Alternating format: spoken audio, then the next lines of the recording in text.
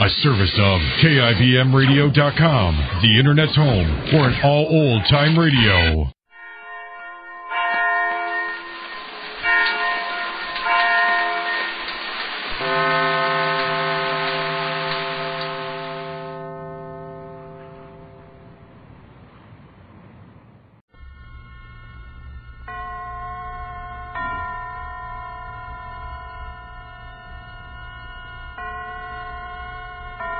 Roma Wines present Suspense.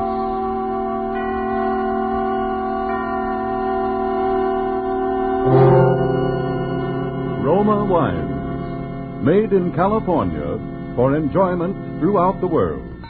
Salud. Your health, senor. Roma Wines toast the world. The wine for your table is Roma Wine, made in California for enjoyment throughout the world.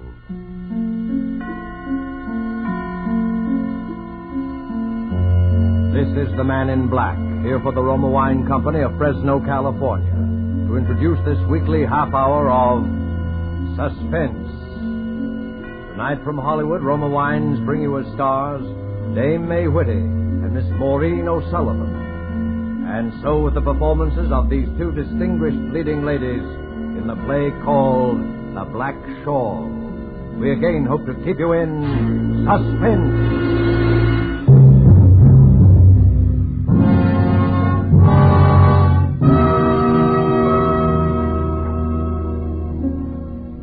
Listen to me, please. Listen carefully and tell me if I'm right. I say I'm about to be murdered. I'm not certain. No one's even threatened me. But I say I am going to be murdered.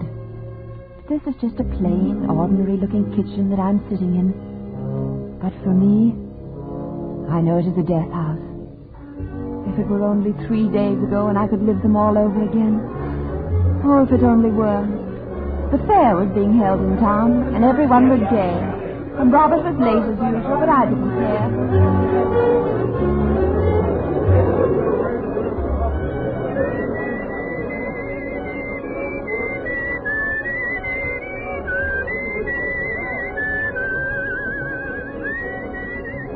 Susan, not waiting for Rob again, are you? Have you ever seen me when I haven't been? And him a lawyer for the watch factory. Somebody ought to teach him how to tell time. Hey, how about a dance, Sue? One short one before that boyfriend of yours comes around to steal you away. Oh, thanks, George, but I'd rather wait. If he's not quick about it, he'll find nothing left to steal except the bench.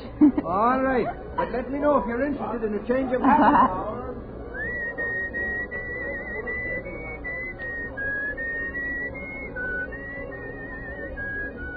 Hello there.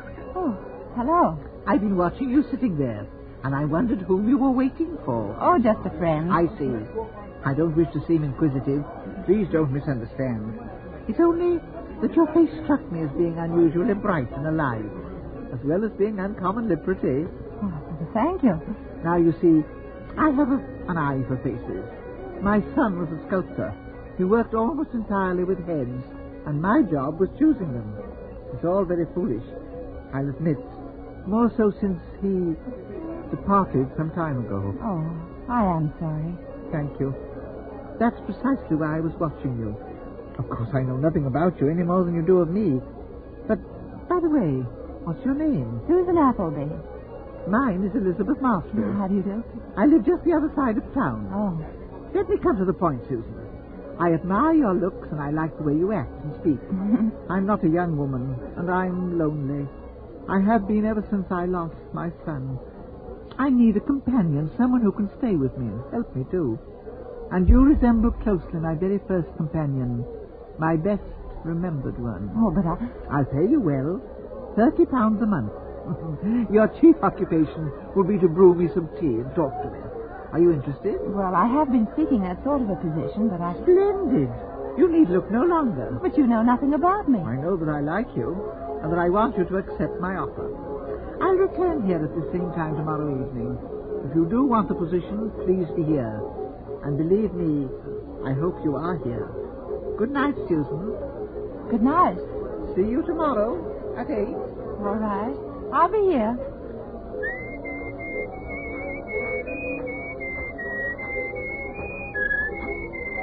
Donald.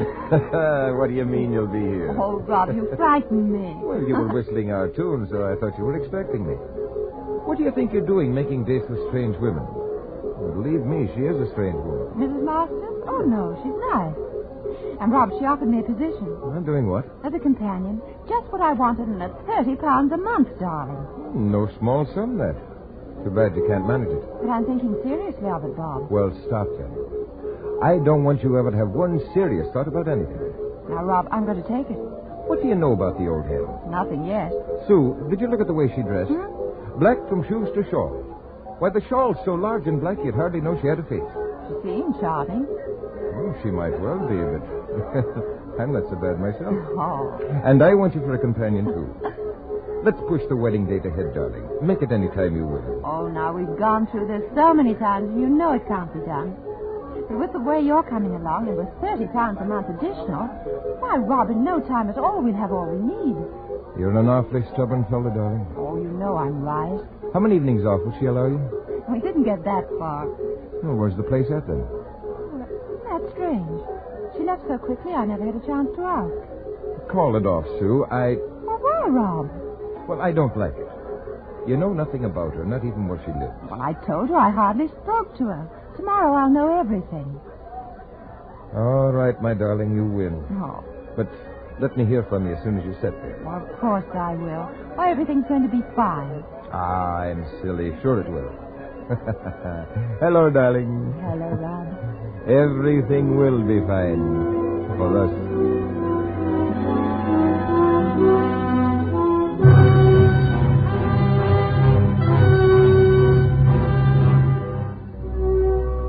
Tonight for Suspense, Roma Wines are bringing you as stars Dame Whitty and Maureen O'Sullivan, whom you have heard in the prologue to The Black Shawl by R.R. Lewis. Tonight's study in Suspense.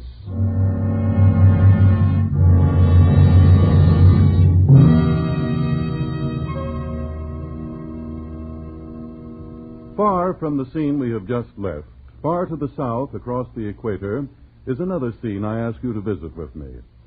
It is just before the dinner hour on the beautiful roof terrace cafe of the Hotel Metropolitano of Guayaquil, Ecuador. We are finishing our appetizers, an excellent sherry.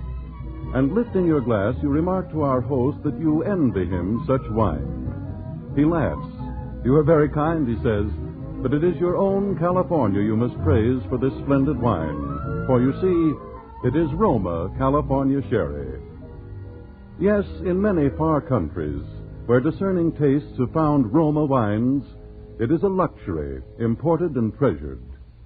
For Roma wines are in every sense fine wines, from the rich vineyard country of California. Products of age-old winemaking skill, aided by modern quality controls and tests. And here in the United States, Roma wines cost mere pennies a glassful, because here there is no import duty, no overseas shipping cost. Such enjoyable flavor and constant quality, such low cost, such high wine values, have made Roma by far America's largest selling wines, enjoyed by millions, with meals, when entertaining, any time.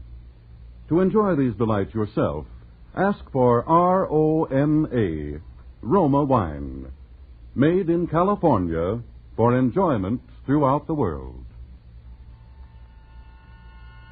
And now it is with pleasure that we bring back to our soundstage Maureen O'Sullivan as Susan and Dame Whitty as Mrs. Masters in The Black Shawl, a tale well calculated to keep you in suspense.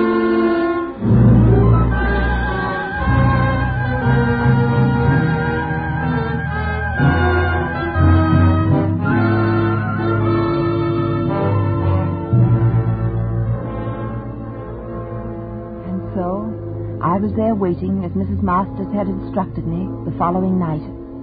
We got into her car and she drove us off. It only seemed a mile or two from town, but we twisted and turned so many times that in the dark I became completely confused as to my whereabouts. Then finally, we stopped.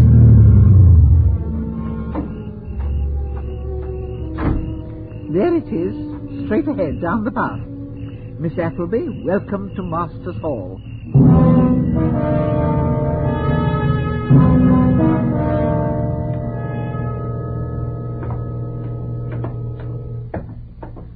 I'm in the parlor, Miss Appleby. Won't you join me in a cup of tea? Oh, thank you, Mrs. Masters. I'd be very grateful if I might. I love my room. Good. Sit down over there opposite me, won't you? I certainly will. The fire's as inviting as the tea. I've always had one burning whenever I'm home. I get cold so easily. Oh. That's why I always wear this shawl around me. Sugar? Thank you. No lemon or milk, thanks. Now, Susan, tell me about yourself. Everything. All you've done. All you see in the future for you. Oh, there's very little to tell. I've always lived here in town. I expect I always shall remain here. After you're married, you mean? I presume you've such intentions. I expect so. It is the only thing that matters, isn't it? Having someone to care for. Yes. I know. Before my son left me, I desired nothing. The scope of his talent was the world we lived in, and beautiful it was. I suppose love is like talent in that respect. It, too, creates a smaller world within the large one we inhabit, and makes you want it never to disappear. Did his talents receive recognition? To a limited degree. Everyone saw in his work the promise of a truly great sculptor. The promise never bore fruit, because he hadn't enough time. Winter came far too early in his life. How old was he? I lost him before he was 21. Oh, Mrs. Masters. That's terrible. So great a waste. That's it. You realize it, too. The waste. To lose a useless thing, that can be forgiven. Or if the loss can't be helped, there's nothing we can say. But to cast away genius, to kill it before it's reached its full expression, that no one can forgive. No one can forget. Oh, now, please, Mrs. Masters. We have no control over such matters. They're God's will. Of course. Thank you, dear. You're very sweet. I wish you more success in the world of your love. I'm sure you'll have more. Oh, that's kind of you. Another good man ruined. I should be insulted. Ruined by a woman. Oh. That's it. Smile, laugh. Life can be so short. Remember, my boy, enjoy life while you may.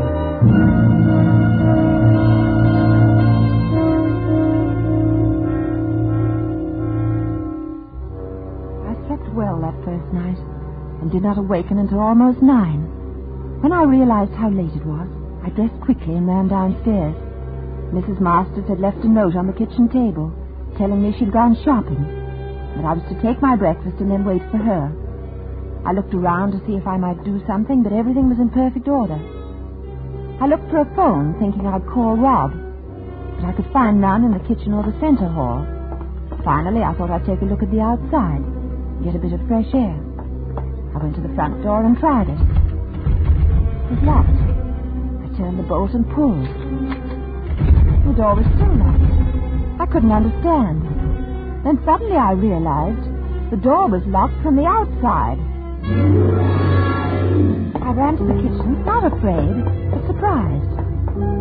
Then something struck me that I hadn't noticed before. All the kitchen windows were barred. I made a quick dash for the kitchen door.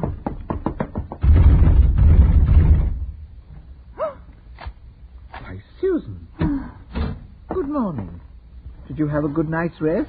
Oh, yes, I did, thank you. Fine. But you're trembling. Is there a chill in the house?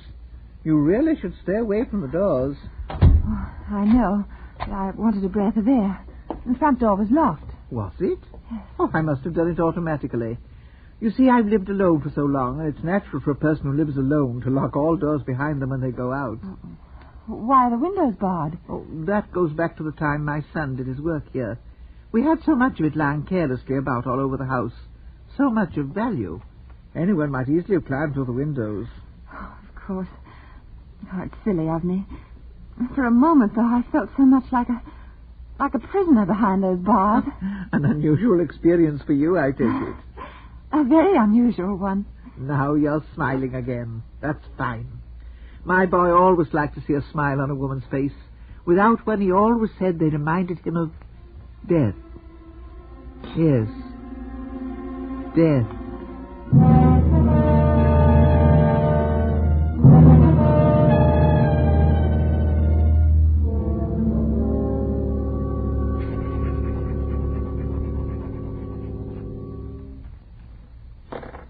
Next day, I wrote to Rob.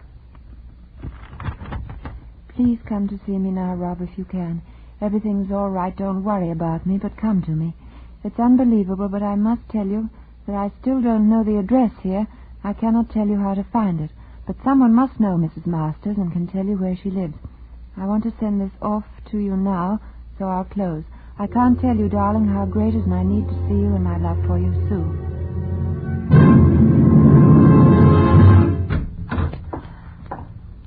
Mrs. Masters?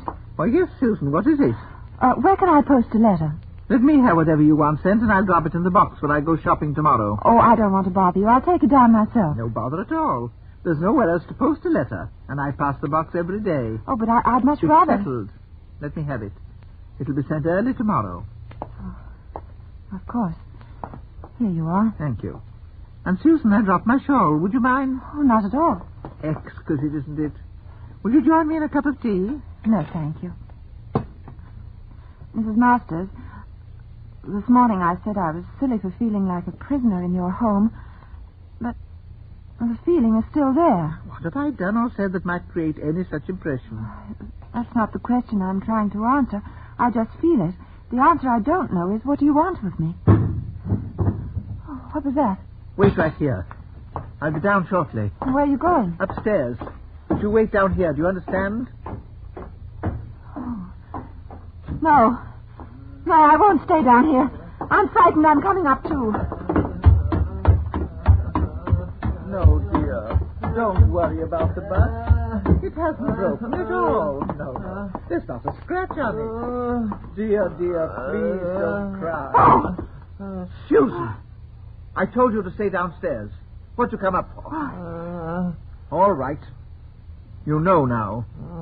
Miss Appleby, this is John Masters, my son.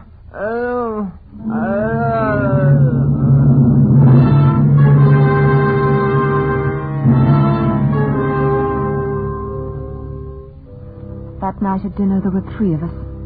I couldn't bear to look at him. The twisted face, the dull, glazed eyes, whimpering, grunting, unable even to speak a single intelligible word. And when I saw the two together, she with the horrible black shawl draped around her, I knew for certain that in her own way she was as mad as her son. And I knew more surely than ever how great was my own danger. Late that night, I packed my bag silently and swiftly. Then I waited. It was well past midnight before I dared open my door and look out. The house was completely dark, upstairs and down. I felt my way along and started down the stairs. I reached the bottom and went right to the front door first. Susan. Oh. Susan, where are you going? You couldn't possibly know your way about once outside the house. You'd surely have lost your way. Wouldn't she, John? Stop it! All right. John, leave us now. John, dear, did you hear me?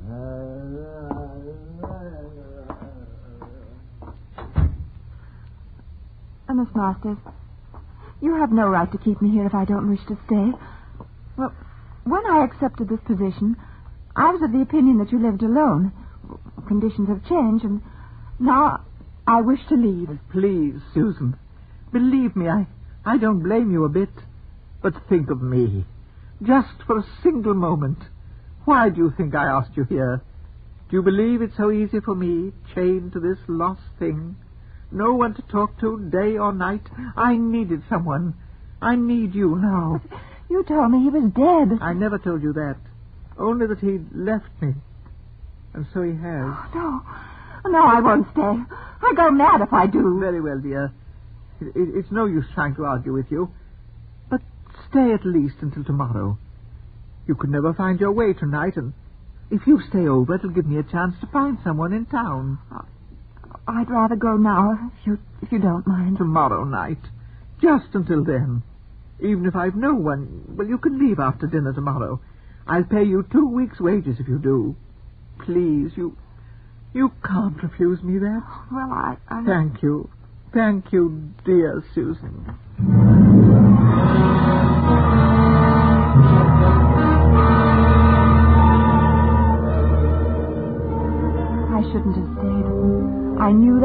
moment I agreed. I slept badly, waking from time to time, certain that I heard odd noises from the next room. Low chuckles, whispered, voiceless mutterings. But the night passed finally, and today was uneventful. When Mrs. Masters returned from shopping in the village, she informed me that my successor would arrive tomorrow morning, and I was therefore free to leave immediately after dinner. She spent the rest of the day preparing the evening meal. It was as though it were a special holiday, so great were the pains she took. The dinner turned out to be wonderful, and Mrs. Masters was extremely gracious. Dear Susan, we drink to you, my dear, dear Susan, to your future, to your man, to your future with your man. Oh, thank you. And may you remember this evening all the rest of your days. You're very all kind. the rest of your days. Thank you. Not at all, my dear. Let me pour you out some more wine. And some for you, John. I'm really sorry that I must hurt you by leaving you this way. You? Hurt me? Why, my dear, if anyone has been hurt, surely it's you. We frightened you so, made you so miserable. You're the hurt one, Susan, dear, not I. Anything I've felt or said is forgotten now. Always when I think of you, I shall remember this evening. I'm certain of it. And so you may remember better, my dear. Let me imprint the occasion still more clearly upon your mind. Do you know what happening it is we celebrate? Oh, I expected it was my leaving. So it is. But did it seem likely that you alone would cause so much excitement in our home? Well, I... Miss Appleby, this is the 3rd anniversary of the most important event in the history of Masters Hall. We honor you by asking you to partake of our joy. And I thank you for it. No need of that. You need only listen and be silent. 3 years ago, my son was a genius. Today, he is my son. 3 years ago, the world's door stood wide before us. Today, all the shoulders on earth couldn't break it down. It was shut upon us 3 years ago tonight. She slammed it as she left. My son loved her dearly. My first sweet companion. I warned him. I told him that no woman would put up with his temperament. He wouldn't listen. He loved her madly. Madly. The perfect word for it. And for that, she slammed the door on him. Slammed it in his face, his heart, his head. That night he lost the power of his mind. Ever since we waited in vain for its return. But we've honored the occasion. Don't think we've forgotten, eh, John? 2 years ago this evening, on the 1st anniversary, Sally Thwaite left us. We told her the story. She was overwhelmed. She couldn't bear to stay and left quite suddenly.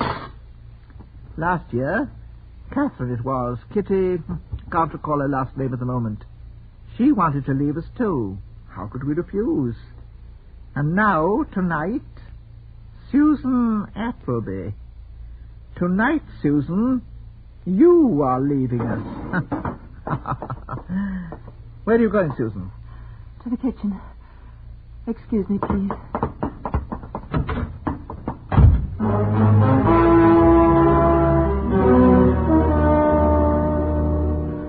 That is why I say I'm going to be murdered. I can't know for sure. But the way they laugh, the way they look, the way she sits there fingering that ugly, torn black shawl, the shawl that looks like death. What can I think? What can I do? Susan, there's one thing more. This shawl, so beautiful, so exquisitely wrought. You must surely have noticed that I wear it all the time. It belonged to her, a gift from my son. In her haste, it slipped from her shoulders as she left. So this is all that remains of that lovely, wonderful creature. I should like you to wear it, if only for a moment. You're so much like her, and her memory is John's greatest comfort. Oh, no. No, don't come near me. Don't touch me. Please, just around your shoulders. I won't wear it. Stay away from me. Please don't. Oh. Our door. Who would be coming here now? John, watch her closely. I look through the window.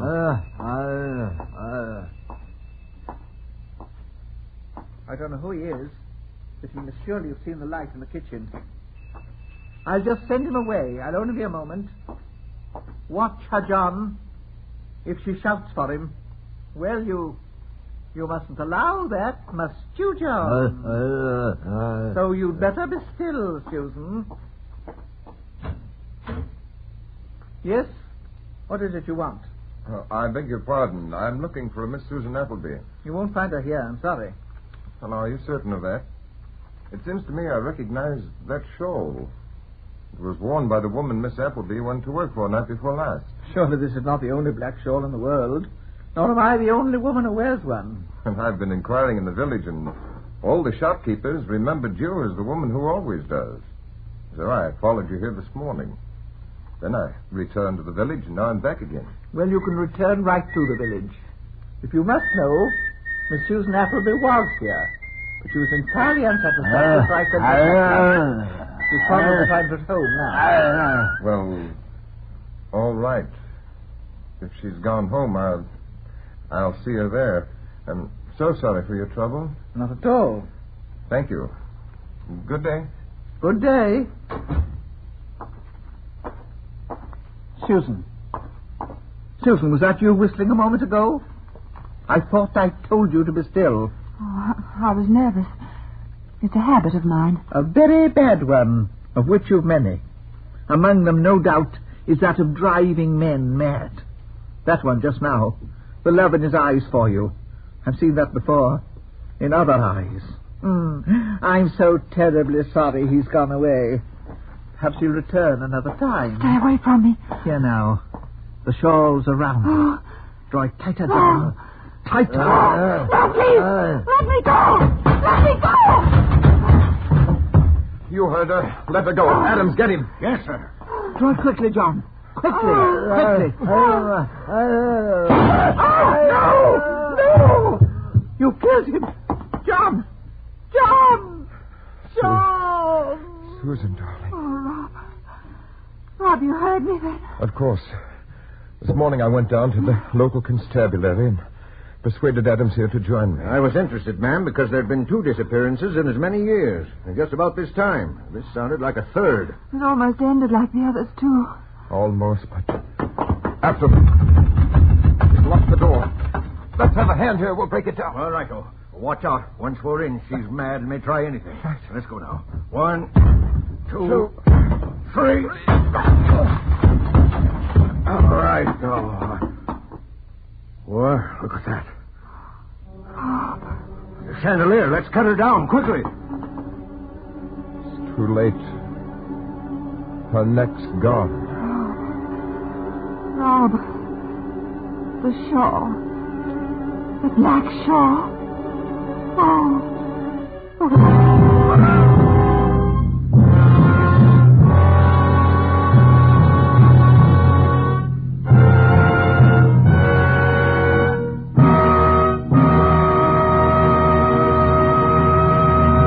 And so closes The Black Shawl, starring Dame May Whitty and Maureen O'Sullivan. Tonight's tale of Suspense. Suspense is produced and directed by William Spear. To every woman listening tonight, I want to say a special word about making every dinner or supper you serve taste better. I want to urge you to start serving Roma wine with your meals.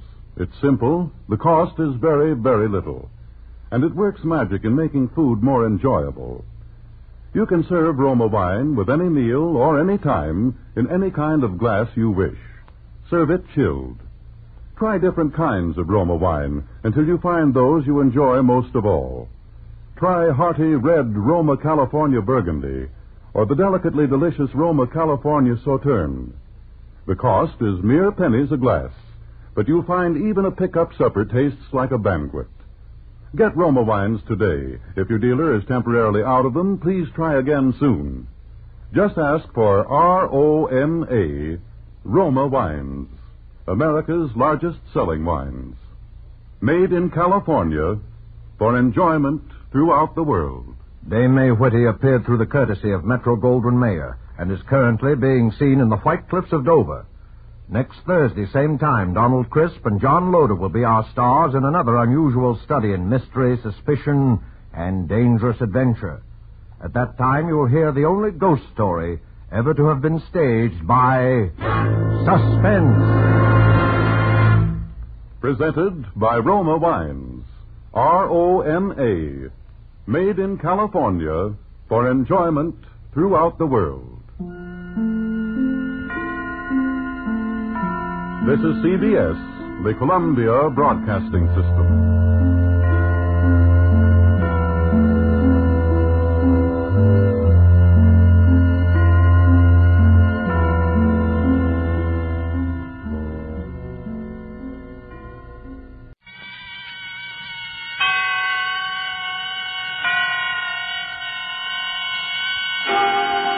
Suspense.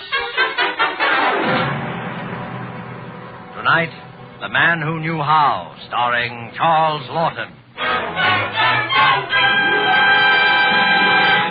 Suspense is presented for your enjoyment by Roma Wines. That's R-O-M-A, Roma Wines. Those excellent California wines that can add so much pleasantness to the way you live, to your happiness in entertaining guests, to your enjoyment of everyday meals. Yes, right now a glassful would be very pleasant as Roma Wines bring you Suspense.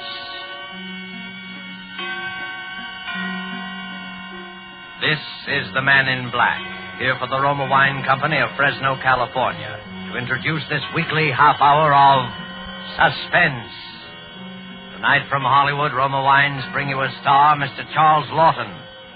And so with Dorothy L. Sayers' intriguing story of The Man Who Knew How, and with the performance of Charles Lawton as Mr. Pender, a law-abiding citizen of suburban London, we again hope to keep you in suspense.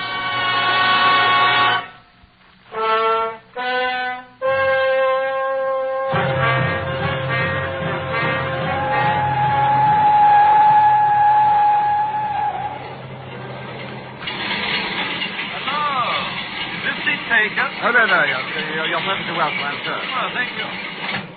I'm glad to see someone. Matter of fact, night journeys are always a bit tedious, don't you think? Well, I suppose that depends upon one's destination. Huh? Oh. Would you like a book to read? I've a copy of Hangman's Holiday here. I found it extremely... Thank you very much. I never read detective stories. They're so inadequate, don't you think, sir? Most of them are rather lacking in characterization and human interest. Not a railway journey. I wasn't speaking of the characters so much. I meant the crimes. Bungled, you know. Oh, but I All don't these know. penny dreadful murderers are so incompetent. They bore me. I think you're quite wrong. The criminals in books are usually a good deal more imaginative and ingenious than murderers in real life. Than the murderers who are found out in real life, yes. Even some of those did pretty well before they got pinched. Crippen, for instance. Do you remember Dr. Crippen? Oh, yes, of course. Crippen, he'd never have been caught if he hadn't lost his head and run off to America. Well, that's the point, you see. He did lose his head. He bungled the whole business. It could be so simple. Just for argument, if you were going to commit a murder, what weapon or means would you choose? Huh? Me? Let's see. I've never given very much thought to it, actually. I know. Yes. I should use a sandbag. A sandbag? Yes. Worked very successfully in 2 stories I've read recently. A sandbag? Yes. No, pardon me, I didn't mean to be rude. The clumsiness of it all, the elaboration, the lies, the paraphernalia, the alibis, absolutely unnecessary. Oh, now, come, you can't expect committing a murder and getting away with it to be as simple as shelling peas. Oh, you think that, do you? Well, you're mistaken. It can be quite simple. Oh. But if it's so easy, how would you set about committing a murder? I? Oh, that's different. I shouldn't have to think twice about it. You see, I know how. Oh, you, haven't tried, have you? Oh, my dear fellow, it isn't a case of trying. There's nothing tentative about my method. Well, what is this wonderful method? Well, you don't expect me to tell you, do you? Well, I'd never think of murdering anybody. Oh, yes, you would if you really believed it was safe. We've all of us got a nice little murder locked up inside, just waiting for a chance to come out. Well, then, why are all these tremendous artificial barriers built up around murder by the church and by the law? Just because it's everybody's crime, that's why. As natural as breathing. Well, that's ridiculous. Yes, that's what most people would say, but I wouldn't trust them. No, not with sulfate of thanatol to be bought for tuppence at any chemist. Sulfate of what? Oh, you think I'm giving something away? Well, I'm not. It's a mixture of that and one or two other things, you see. All equally ordinary and cheap. For ninepence you could make up enough to poison the entire cabinet. Of course, it wouldn't do to polish them all off, so many at a time. Might look queer if they all died simultaneously in their baths. Why in their baths? Well, that's the way it would take them. It's not the mixture alone that does the trick. You see, it needs hot water to make the stuff take effect. Really? Just a hot bath, any time from a few hours to a few days after administration. It's quite a simple chemical reaction. Couldn't possibly be detected by analysis. It would look just like heart failure. I've never heard of such a thing. You know, it's very odd how often one seems to read of people being found dead in the bathtub. Have you noticed? No. But look here. If nobody is fit to be trusted with this potent formula... I'm not to be trusted either. Exactly. Well, that's true, but it's past praying for now. I know the thing, and I can't unknow it. Unfortunate, perhaps, but there it is. Are we slowing down? Yes, this is Rugby. Rugby already? Well, dear me, I've got to get out here. I have a little business to do at Rugby. Yes. Well, I'm very indebted to you, sir.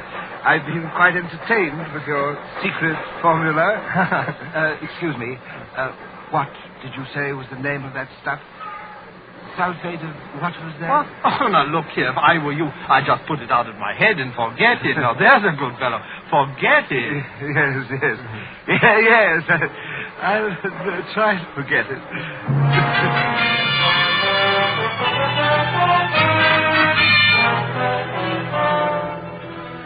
Tonight for Suspense, Roma Wines bring you a star, Mr. Charles Lawton, whom you have heard in the prologue to tonight's study in Suspense.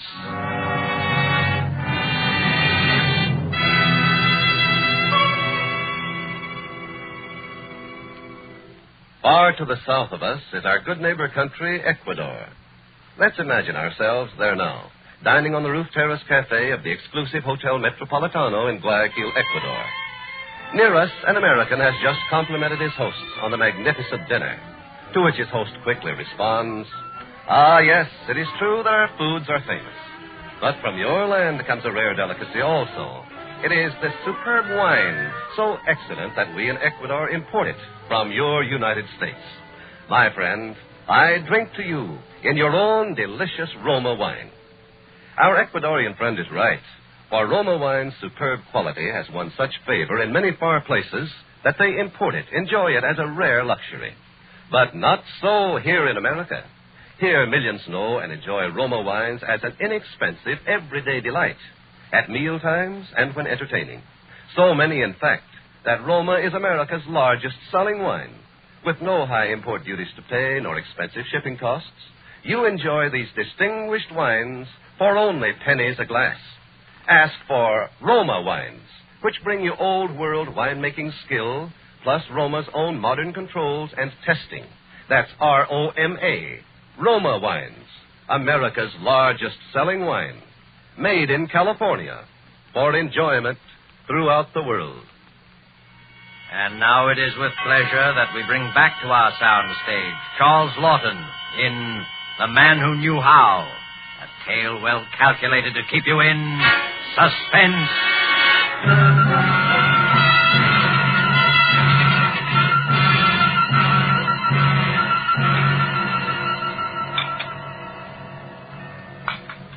Good morning, sir. Morning, Charles. I've an egg for your breakfast, sir. Oh, thank you. They're quite scarce now, you know. Yes, I know. Will you have your tea now, sir? Yes, please. Anything in the post? Only a note from your tailor, sir. He'd be pleased to have you come in for a fitting at 1 on Tuesday next. Oh, very well. Charles, what's the backstairs gossip in the neighborhood? Nothing much, sir. Mr. Skimmings, the old gentleman in number 11, had a falling out with his nephew, and has drawn up a new will, they say. Oh, really?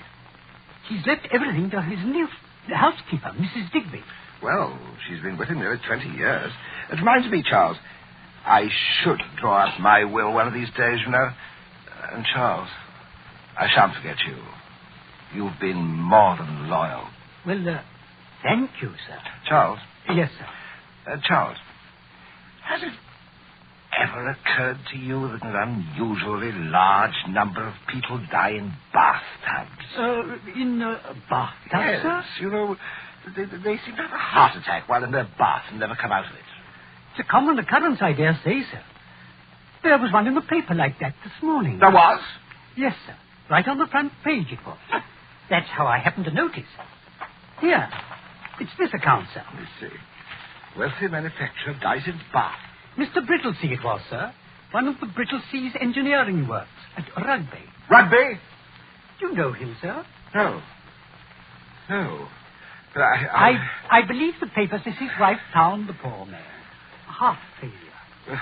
Oh. It's a very peculiar coincidence. What, sir? I was just thinking that I met a man on the train down from Carlisle last night. He got off at Rugby. He said he had a bit of business there. I wonder what his business is.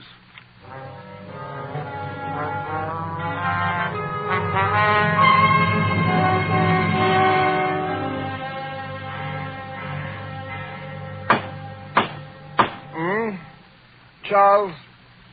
Charles? Charles! There's someone at the door.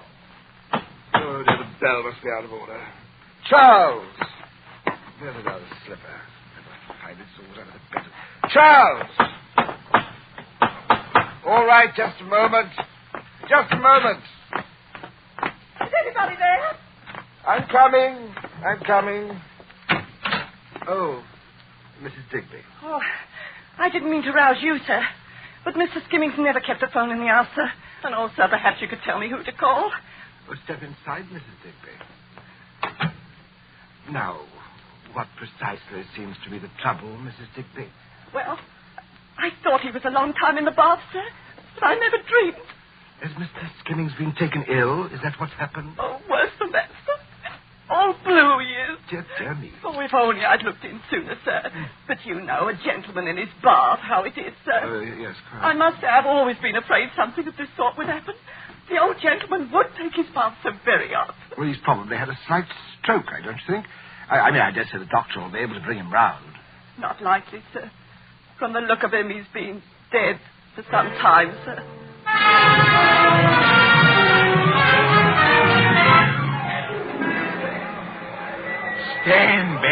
Stand back, please. Relatives will not be admitted until the coroner has completed his examination of the body. Will you have a look at this card, please, officer? Who did you want to see in there, sir? Mrs. Digby.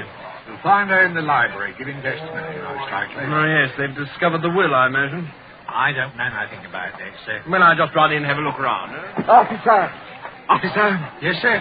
Who was that man who went into Mr. Skimmings' house? Search me, sir. Why did you let him in? Oh, he persuaded me like... Officer, do you realize what you may have done? Of course, I have no right to say it. But that man may have gone in there to destroy evidence. Evidence? What evidence? Oh, I get it. You're one of them there sensation seekers. Well, you're barking up the wrong tree, my lord. This ain't no murder case. The bloke died of heart failure. Yes, I know. While taking a hot bath. Well, it happens every day. 5 or 6 cases right round this neighbourhood in the past month alone. I've been keeping track of them. Did you know that in every single one of these cases, the persons who died left quite a lot of money? I shouldn't be surprised, sir. This is a wealthy neighbourhood. All right, then, that's my number, Mrs. Digby. Keep me informed of any unusual developments, huh? I will that, sir. There he is, officer. That's the man, all right. What man's that, sir? Well. Hello. We meet again. Yes. I rather imagined we would. Did you know the old gentleman, Mr. Skimmings? Only to speak to in the street. Oh, then you live near here, huh? Yes, 4th house down. I'm just going back. Mind if I walk along? No, of course not. Odd, our meeting again like this, isn't it? Most peculiar. Do you live in these parts, too? I? Oh, no. I was only here on a little matter of business. Last time we met, you had business at Rugby. Yes, so I had. For my business takes me all over the country. I never know where I may be wanted an egg. While you were at Rugby, that old Brittlesea was found dead in his bath, wasn't it? Oh, yes. Funny thing, coincidence. Left all his money to his wife, I believe. Yeah, she's a rich woman now. Good-looking girl, a lot younger than he was. This is my gate. Oh, already? Will you come in and have a drink? Why, yes, thanks. I should like to very much. I trust your wife won't object to this intrusion. I have no wife. Oh, bachelor's quarters, huh? Yes. I do myself quite well under the circumstances. Oh, I say, you're right. This is capital. Could I have your hat? Oh, thank you.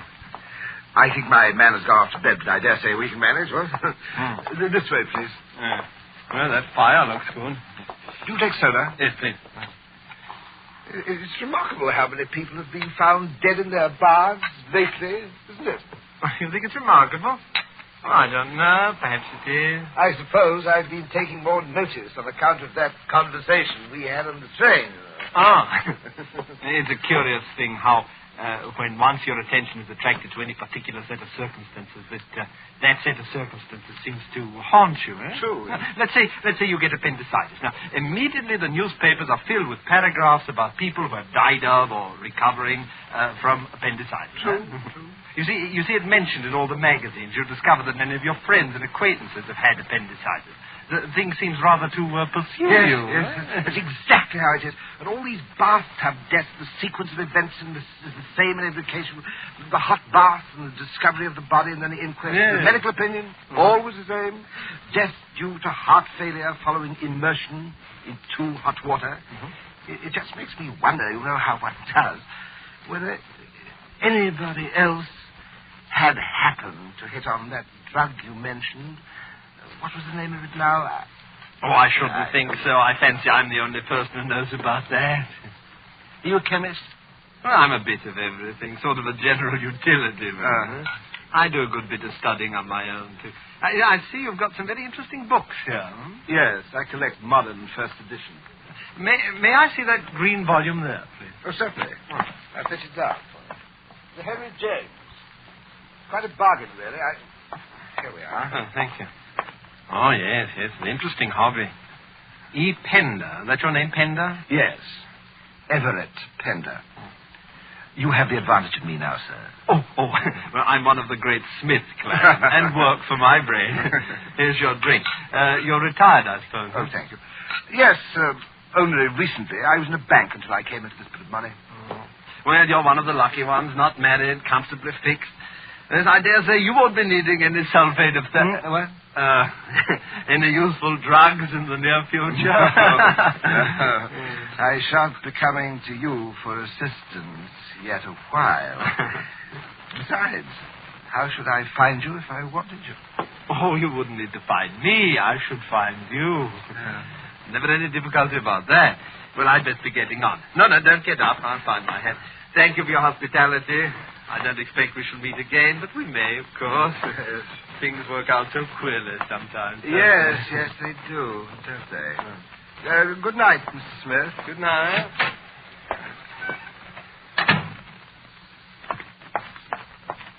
I beg pardon, sir. Oh, hello, Charles. I thought you'd got to bed. I heard voices and thought you might be wanting something. Oh, that was just an acquaintance stopped in for a drink. He's gone. Shall I take the glasses? Yes, thank you. Do you wish to finish yours, sir? Mr. Pender. What? Your drink, sir. Do you wish to finish it? Oh, yes, of course. Thought I had. There you are. I'll draw your bath when you're ready for it, sir. Oh, there's no hurry. Tell me, Charles, did you ever notice a tall chap with very thick spectacles and curly grey hair calling on Mrs. Digby? Why, yes, come to think of it, I have, sir. But then he always seems to be about whenever there's a death in the neighborhood. Lately, that is.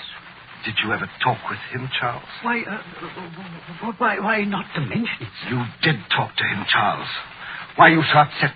Well, sir, it was about Mr. Skimmins changing his will in favor of Mrs. Digby. And the grey-haired gentleman, Smith, I believe his name is, asked whether you hadn't changed your will lately. Did you tell him I'd left everything to you? Not in so many words, sir. But you gave it away. So that's his game. Oh! Good Lord in heaven, what is it, sir? That drink. He poured it while I was getting a book down from the case. What is it, sir? Charles, under no circumstances am I to have a hot bath for at least 2 weeks. Do you understand? No hot baths. Very well, sir. Charles, in the paper, has anyone else died in his bath? Why, as it happens, yes, sir. Here it is, sir. The inquest will be held tomorrow at 3. The inquest? The inquest. Yes, Charles. I know what my duty is. I shall be at that inquest tomorrow.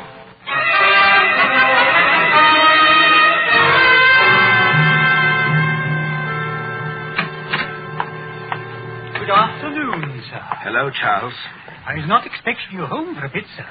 You didn't stay long at the inquest. I wasn't interested in the inquest, Charles. I went to the inquest only to see if a certain man would be there, and he was there, Charles. He was there, as I expected. Yes, sir. The afternoon papers come. There is still another of those bath deaths. Another? Yes. Yes. They will go on and on, unless someone stops them. Charles, where was this one? In Launceston Place, sir. A young woman this time. It's most... I'm going out again, Charles. I have some business to attend to. Over in Launceston Place, as a matter of fact. Goodbye.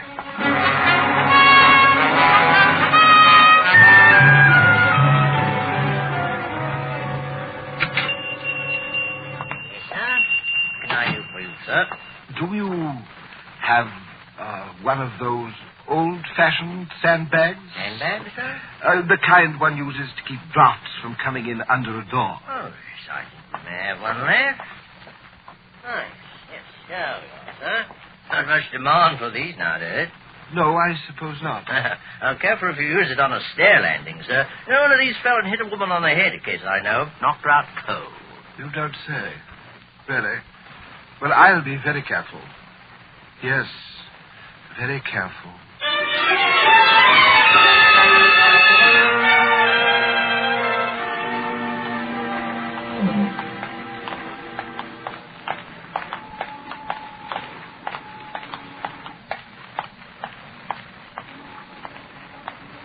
Hello. Bobby, we got a light there? Yes, sir. Yes, sir. Well, would you like a cigar to smoke later on? Thank you, sir. By the way, sir, there's a bloke following here. I don't know whether you'd noticed. Yes, I noticed. Let him alone, Bobby. I'm going to have some sport with him. Right, Charles, sir. Good night. Good night.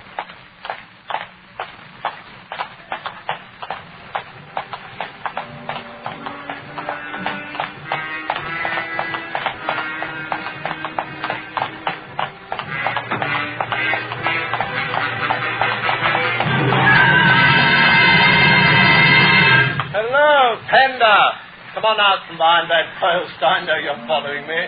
I've known it ever since I left Launceston Place. You should have told that Bobby to arrest me. Now, why should I? Because I am going to kill you. Why, ever do you want to do a thing like that? To put an end to one of the most fiendish careers in the annals of crime. You've committed your last murder, Mr. Smith. Now, come, look here, old boy. My name's not Smith at all. I'm William Buckley. I didn't imagine it was really Smith. Do you actually believe that I'm responsible for all these bouts of this? Do you deny that you are? Why should I? You told me yourself you're the only man who knows the formula for the poison. Sulfate of Sanitol? Oh, yes, indeed. You had me there, Pender. And you stood to profit by every one of those deaths, didn't you, Mr. Buckley? You had me there, too. Now, look here, Pender. You're a great reader of crime stories. Haven't you ever wished someone would commit the perfect crime and get away with it just once? Yes, I have. God help me. But I don't anymore. I saw old Skimmings dead in his bath, blue and horrible. The man who committed that outrage must die. Fender, you, Buckley. You, Buckley. Fender, you're you mad. must You don't die. Fender,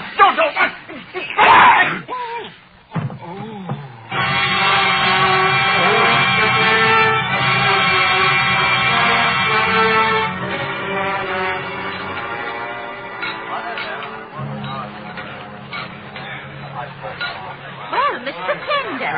A double... What do you have, sir? A double brandy, if you please, miss. You're wearing off a cold, eh? You don't look at all well, if I may say so, sir. Ought to be home in bed, you had. I dare say, miss. You got the coin for the phone, Gibbons? Right away, sir. What's up, Charles? You promised not to beat me to the phone, and I'll tell you. If it's interesting like murder, my paper wouldn't print it anyway. Come on, tell me, what is it? Bill Buckley, of all people. What? Yes, he'd gone to an inquest. Some woman died in a bar.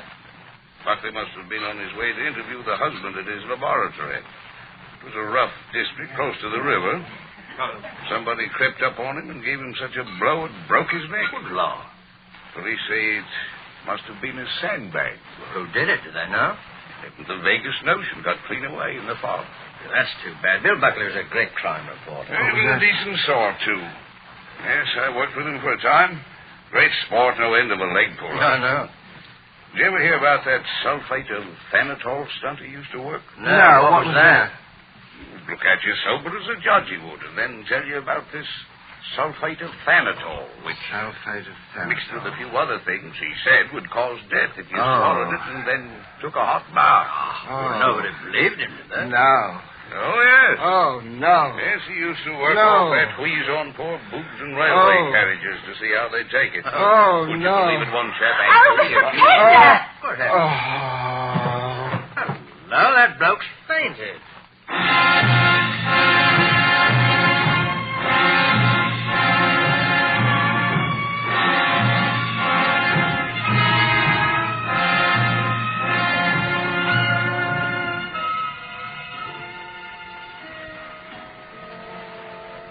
How's the old boy feeling now, Charles? Much better, sir. He caught a bit of a chill out in the fog, I think. I put him to soak in a hot bath. Oh, that ought to do the trick. Well, if there's nothing more we can do.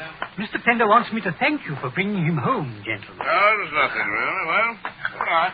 Good night, gentlemen.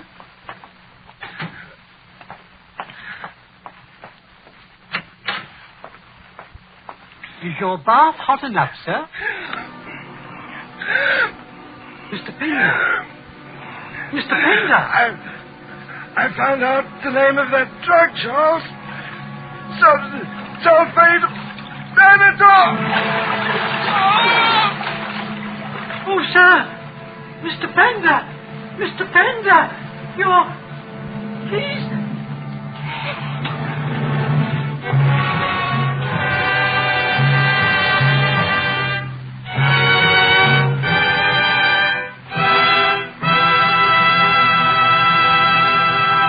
And so closes The Man Who Knew How, starring Charles Lawton. Appearing with Mr. Lawton was Hans Conried as Buckley.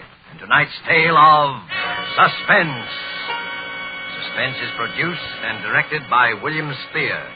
Have you had the thrilling experience of enjoying a meal with delightful Roma wines? Well, tomorrow evening, we suggest that when serving your dinner, whether it be fish, meat, or poultry, just place a well-chilled bottle of your favorite Roma wine, Sauterne, Burgundy, or Claret, on the table with the meal. You'll be in for a new experience in just how good even the simplest everyday foods can be when served with superbly flavored Roma wines. Don't put off discovering how much these delicious and inexpensive Roma wines can add to the pleasure of everyday living. Remember, thousands make Roma wines their daily standby for greater enjoyment at a cost of only pennies a glass.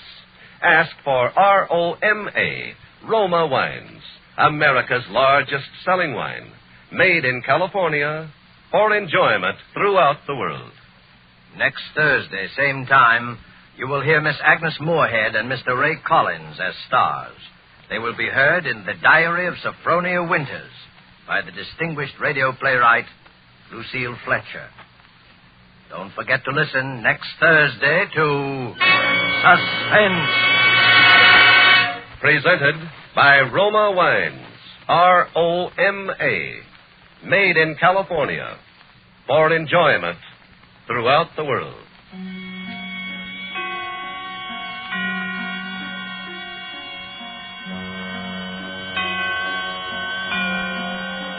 This is CBS, the Columbia Broadcasting System.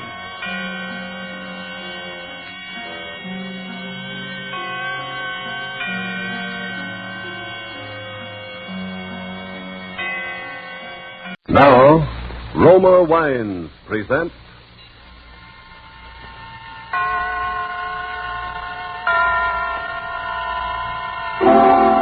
Suspense. Tonight, The Diary of Saphronia Winters, starring Agnes Moorehead and Ray Collins. Suspense is presented for your enjoyment by Roma Wines. That's R-O-M-A, Roma Wines. Those excellent California wines that can add so much pleasantness to the way you live, to your happiness in entertaining guests, to your enjoyment of everyday meals. Yes, right now a glassful would be very pleasant as Roma Wines bring you Suspense. This is the Man in Black, here for the Roma Wine Company of Fresno, California, who tonight from Hollywood bring you as stars Miss Agnes Moorehead and Mr. Ray Collins. Miss Moorehead and Mr. Collins will appear in A Study in Terror, written especially for them and for Suspense by the distinguished radio playwright Lucille Fletcher.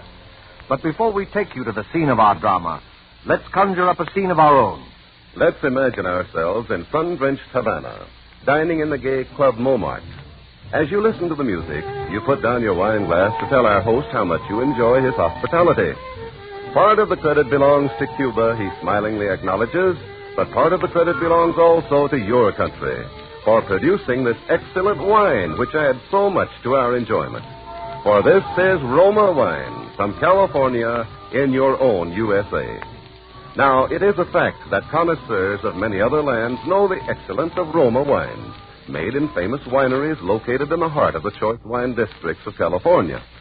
But millions of Americans also know these things and have made Roma by far America's largest selling wine. Here at home, Roma wines are truly inexpensive. No duty, no overseas shipping costs to pay. And for only pennies a glass, your meals, your entertaining can have the added delight of superb Roma wines. You will find them of truly excellent flavor and character, fine products of age-old winemaking skill, perfected by modern quality controls and tests. Ask for R-O-M-A, Roma Wines, made in California, for enjoyment throughout the world.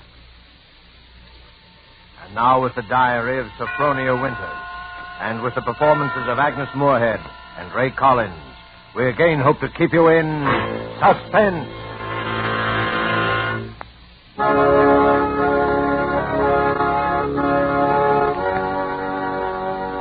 February 1st, St. Petersburg, Florida.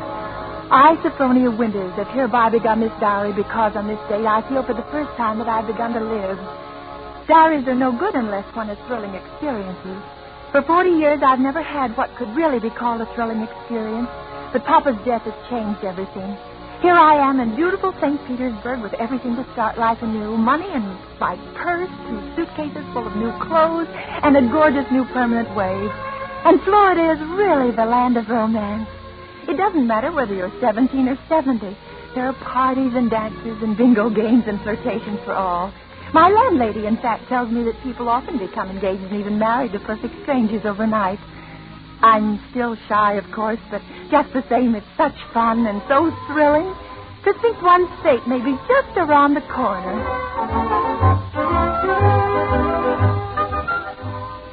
February 3rd. Oh, diary, it is beginning. This morning when I came out of my lodging house to go down to the beach, I noticed a man, a thrilling-looking man, sitting across the street on a bench. It was just as though he were waiting for me, because when I came out, he sort of started up as though he knew me. Of course, I didn't speak first, but I knew the minute I started down the street that he was following me. Well, I got to the beach and sat down with my magazines, and suddenly there he was, strolling toward me with a broad smile. Well, sitting out here all by your lonesome? Oh, yes, I am. And down here at St. Pete long? Oh, just 3 days. 3 days? That's a long time. It's a wonder I didn't spot you before. Mr. Johnson's the name, Johnson. Hiram Johnson. I came from Green Harbor, Maine. Run a big hotel up there summers. Well, that's my whole history in a nutshell. Oh, my name's Saphronia. Saphronia Winters. Saphronia? Yes. Well, you know, that's quite a coincidence. My sister-in-law's name was Saphronia. Oh. Saphronia Johnson. You ever heard of her? She looks quite a bit like you, too. Sophronia Johnson? Mm-hmm. No, I'm afraid I haven't. Who was she? Someone very famous. I'm so ignorant about these Well, things. that's all right. Say, look at that sun, will you? I'd say it was pretty nearly time for lunch.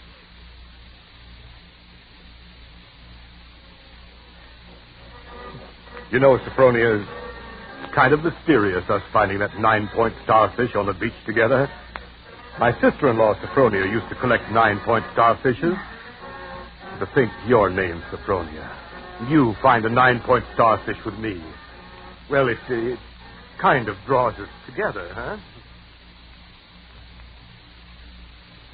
Diary, darling, he is wonderful. Strong, kind, warm-hearted, so generous. I feel as though I knew him completely, as though I'd known him all my life. What's the good of waiting, Saphronia? I've got to be back at the hotel in a week. We may never see each other again. Oh, Hiram, don't say that. I couldn't bear it. Then let's do it right away, tomorrow. There's a parson out on Coral Avenue who'll do the job for us. We could take a nice moonlight drive out to the alligator farm. Afterward, have a nice shore dinner. Then climb on board the Orange Blossom tomorrow night from Maine. Maine? Oh, it's all so wild, so mad, so thrilling. But what would your family think? Wouldn't they be shocked? Oh, my family's all dead. I'm my own boss. I'd have to help you run that big hotel. I wonder whether I could do it, meeting all those people. Oh, don't worry about that. Just think of Maine. The big dark pine woods, the sand, the bay. The two of us alone together. The two of us alone together.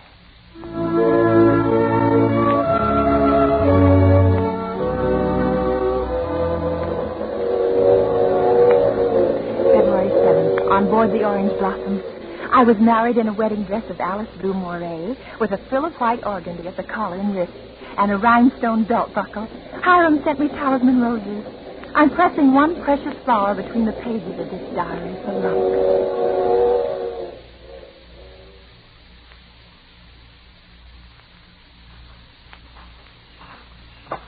You'll see it beyond this bend in a couple of minutes. Bags heavy? No, not particularly, dearest. Oh, I can't get over that taxi man at the station. Imagine his insolence, saying he didn't want to drive us. There's the place. Oh, wait a minute. I don't want to look until I put down these bags. Now, where? There. Through those big pines. Oh. It is big, isn't it? 125 rooms. So many fire escapes and balconies and porches and towers. I stayed in a hotel like that once, years ago, with Papa. It was very fashionable then. My grandfather built that place 50 years ago. It hasn't been changed much since. No. Of course you put in modern plumbing. Not yet. Well, here we are. Walk in. What's that? Just a foghorn out in the bay. Fog? We get it almost every night in this kind of weather. What are you locking the gate for? Why not? There's nobody coming in after us. Or going out again for a while. But I thought you said the hotel... The hotel's empty.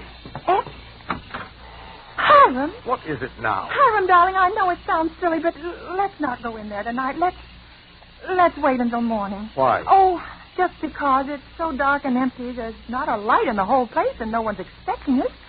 What will we eat, and where will we sleep? Let's stay in the village just for tonight. I've got things to eat and a place to sleep. Come on. Oh, my arm, Hiram! Hiram! You remember my telling you down in Florida about my sister-in-law, Saphronia? Well, that's her, over there on the wall. Take a look at her. Hiram, darling, just now you hurt me. Do you realize that? You twisted my arm. I said take a look at her. Tell me what you see. Well, the glass is very dusty. She must have died many years ago.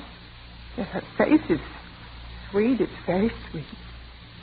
Her eyes, something very sad and wistful about her eyes. She was a murderess. She was hanged in Portland 25 years ago for the murder of my brother Ephraim. Here in the lobby of this hotel. She murdered him in cold blood with an axe. That fire axe hanging over there on the wall. It was a summer day. There were guests sitting on the front porch in the rockers. It was just after lunch. My brother Ephraim was sitting at the desk counting his loose change. My mother was crocheting an antimacassar in that old wicker rocking chair. Saphronia came downstairs, humming a hymn. Oh, don't, Hiram. Please, don't tell me anymore. Why not? Well, it makes me nervous to hear it like this in this big, shadowy lobby. And your eyes, Hiram. Hiram, you're acting so strange. What's the matter with you, Hiram? I know it was a terrible tragedy, but it happened 25 years ago. Don't touch me, Saphronia. Don't touch you. Do you remember what I said to you in Florida? What did you say? You said a million sweet and wonderful things to me, Hiram. I said you resembled my dead sister-in-law. Look at her again. Look at her closely. Saphronia. Why? Oh, no, I can't. It's too horrible. I can't look at her face with any pleasure now, knowing she was a murderer. You're afraid to look, is that it? No, not afraid. You... Please, my arm. Oh, very well. I'll look. Now, stand there quietly. Like that. Take off your glasses. That's all I wanted to see. That's all.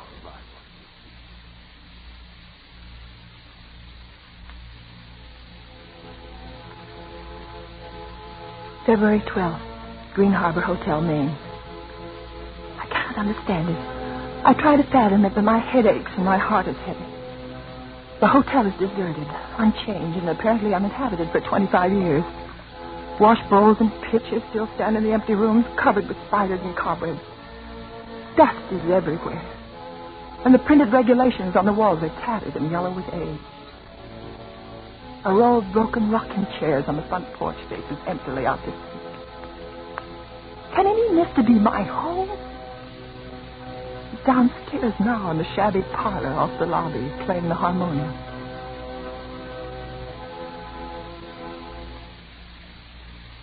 Saphronia? Yes? Yes, Hiram? Sleeping? No, dear. Well, why is your door locked? Come out. I want to show you around the place. And it's all right, dear. I've seen it. I've seen just about everything. No, you haven't. You haven't seen the grounds at all. The grounds? But Hiram, it's after midnight. I want to show you where my sister-in-law, Saphronia, is buried.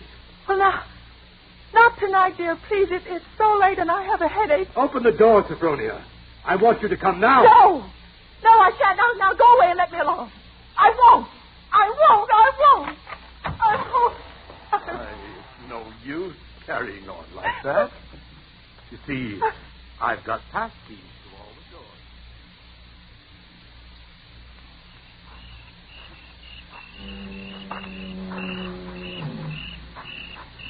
And beyond, where those 4 birches are standing, is where my sister-in-law, Saphronia, was laid away 25 years ago.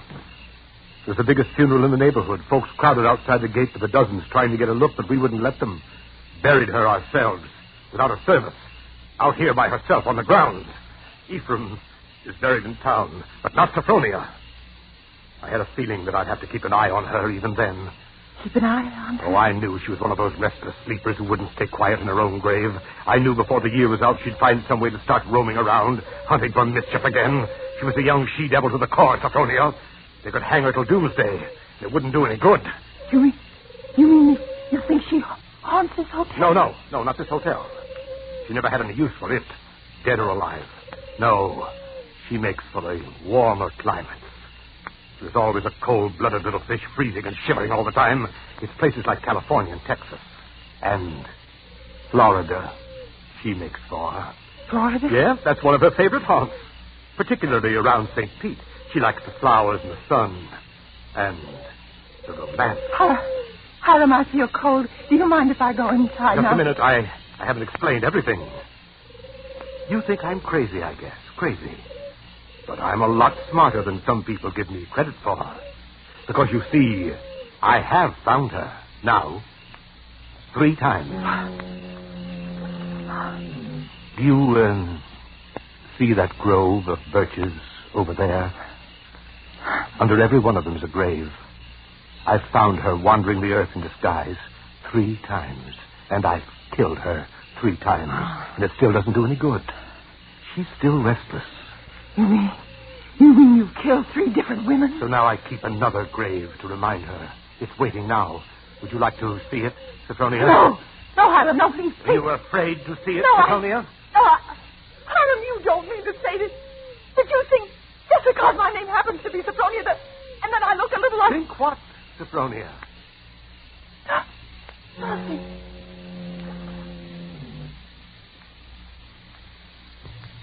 February 14th. My mind is made up. I've made a terrible mistake. I must get away from this place. I must get away from Hiram as quick as I can. I shall wait for dusk, when he generally sits down in his parlor and plays the harmonium. I can hide a little earlier in one of the deserted rooms, and then turn his back toward the lobby, slip out the front door.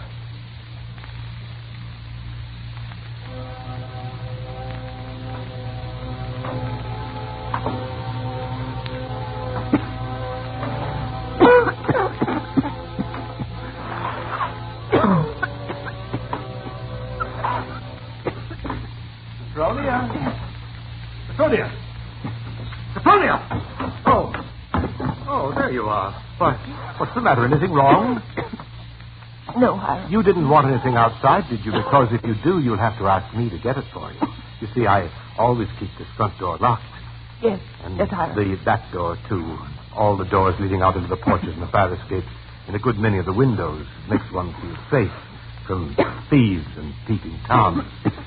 Oh, you've got a cold. Well, that's too bad. Yes. I must have caught it last night outdoors. A damp. You ought to be in bed. A good one. The only good bed in the house is in my sister-in-law Saphronia's old room. Oh, no, Hiram. I'm all right. It's just a little head cold. Oh, little head colds often develop into pneumonia. Too bad I didn't think of that before. You might have slept in it from the very beginning. Here, up these stairs. All right. What's the matter? Are you so weak?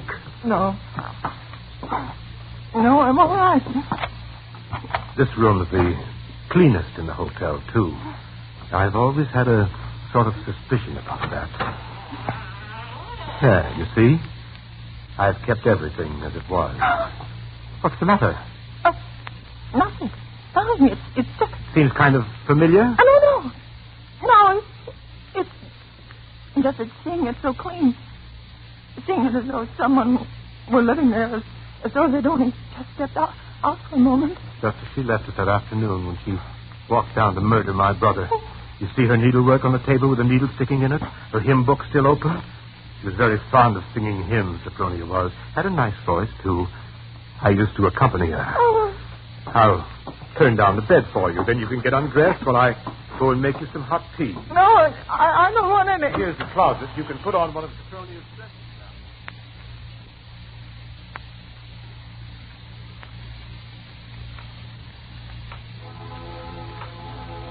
Diary, I'm beside myself.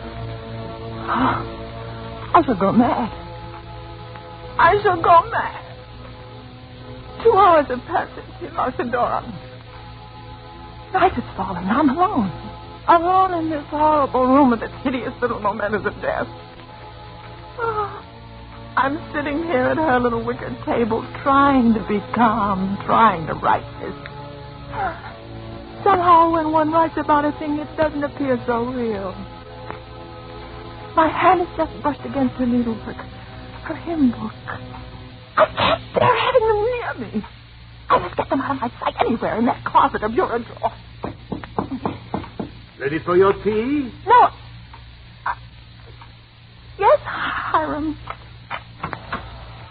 Oh, why aren't you in bed? You'll take worse colds, you know. Well, I'll get in bed in a minute. First, Brushing up on your needlework again. My needlework? You've got it in your hand. Have I?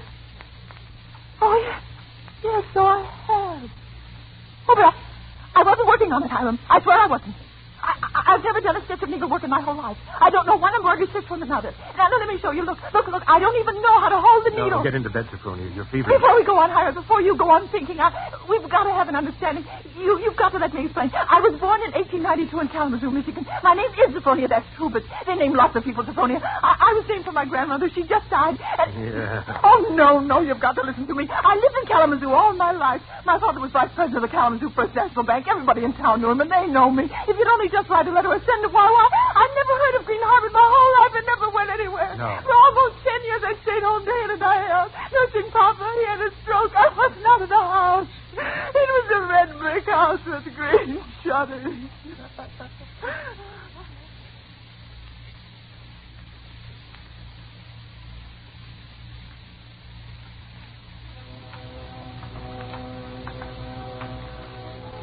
February 15th.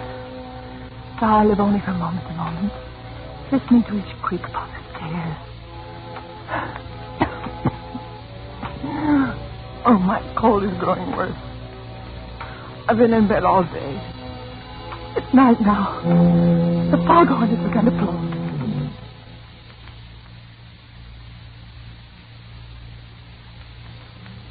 February 19th. I woke up early this morning after a wretched night, and the date was burning in letters of fire in my brain. He's planning to kill me. It'll be today. But the hours have been crawling on. It's almost midnight. Why does he torture me like this? I would rather be dead than sit here in this room one moment longer. If he doesn't come in 5 minutes, I shall force him to come. I shall beat on the door. No. Brother, let me sit quiet praying that he doesn't come. Oh, I want to live. I want to live.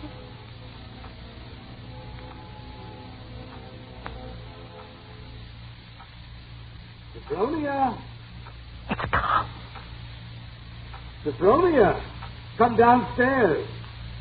I want you to sing me a hymn. Sing. He never asked me to sing for him before. But she sang. I can't sing, dear. I told you that long ago. Did you? Well, I've forgotten. And besides, how can I come downstairs when my door's locked? It's unlocked. Try it. Unlocked. Oh, no. How clever. Oh, it is, and I never knew it. I never knew it. Coming? Oh, we unlocked it sometime while I was just sitting. Why didn't I try it a few more times? Saphronia! Yes, Hiram. I'm coming.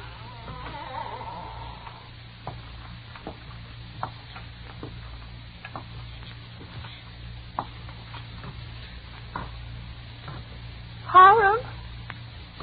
Where are you? In here. In the parlor.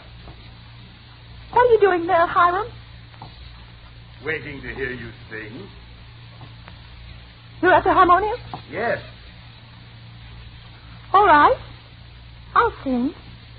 I haven't sung in years, but I might as well. I'll sing for you out here in the hall. My voice will carry better. It always did carry better in the hall, didn't it, Saphronia? So you remember that, too. Of course, you know both the front and back doors are locked. Yes, Hiram, dear. Shall I sing, too, Saphronia? Would you like me to sing along with you? If it pleases you, Hiram. Work for the night is coming. Work in the morning sun.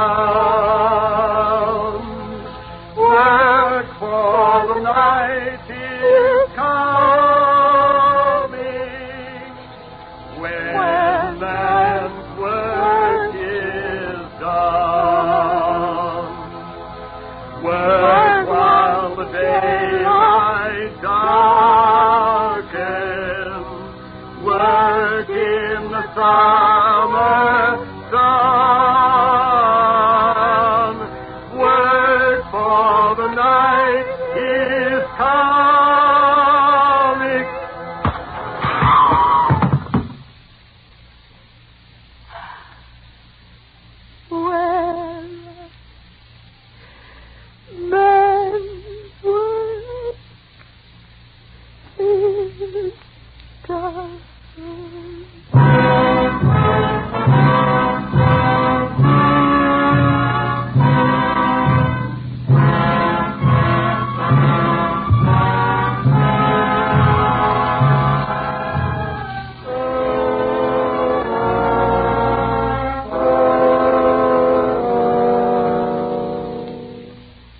There's only one more page. Shall I read it to you? Yes. Yes, go ahead. March 22nd. I've been sick, I think, for a very long time. The pages of my diary are blank, but I shall take you out again, poor diary, today and start you over again. No, I shall never look back at the other pages. I shall only write on and on about this nice, quiet place, so that no one reading this diary will ever know that I did it.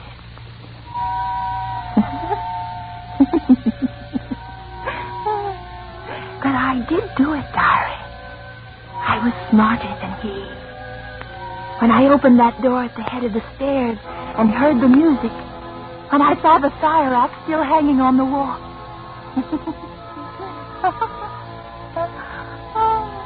I was so cautious, so terribly cautious. I tiptoed like a little mouse, even as I sang the hymn into that room where he was playing. If a reflection of that axe had so much as glimmered across the wood, if he had turned. But I was clever, so much cleverer than he. I kept on singing. And now I'm free. Free as a bird. I'm free, and he shall never catch me now. Not this time or ever again. Because he's dead. Isn't he, Nurse? Nurse, isn't my dear brother-in-law, Hiram, really dead? Yes, miss, he's dead. And now I'll thank you to hand me over that diary. The doctor doesn't approve of the patient's writing anything.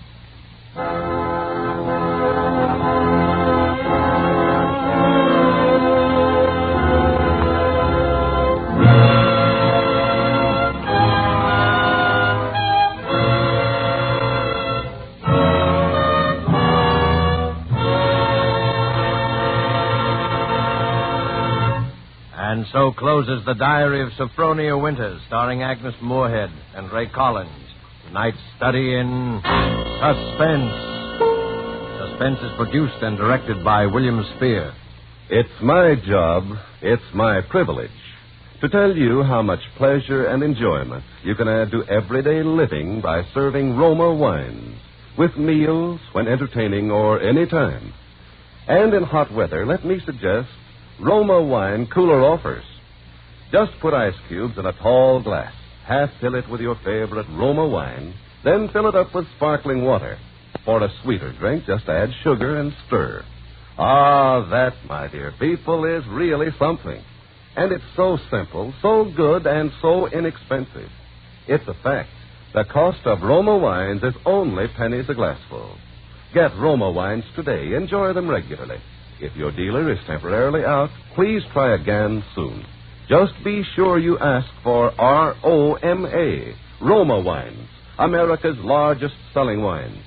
Made in California, for enjoyment throughout the world. Agnes Moorehead appeared through the courtesy of Metro-Goldwyn-Mayer and is currently being seen in their production, Dragon Seed. Next, same time, in an unusual feature performance, Suspense will bring you, in his first appearance as an acting storyteller, the noted American novelist and playwright, Mr. Ben Hecht. Sharing honors with Mr. Hecht as star of the performance will be Mr. Frederick March. You won't want to miss hearing Frederick March and Ben Hecht in Actor's Blood, which will be next week's tale of Suspense. Presented by Roma Wines, ROMA, made in California for enjoyment throughout the world.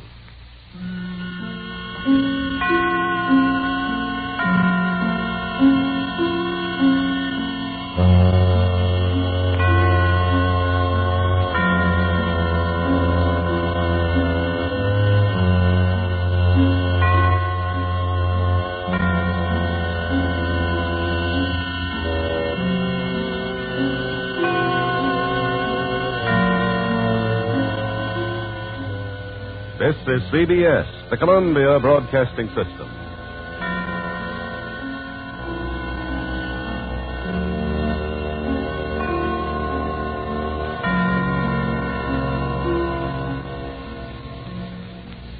Now, Roma Wines present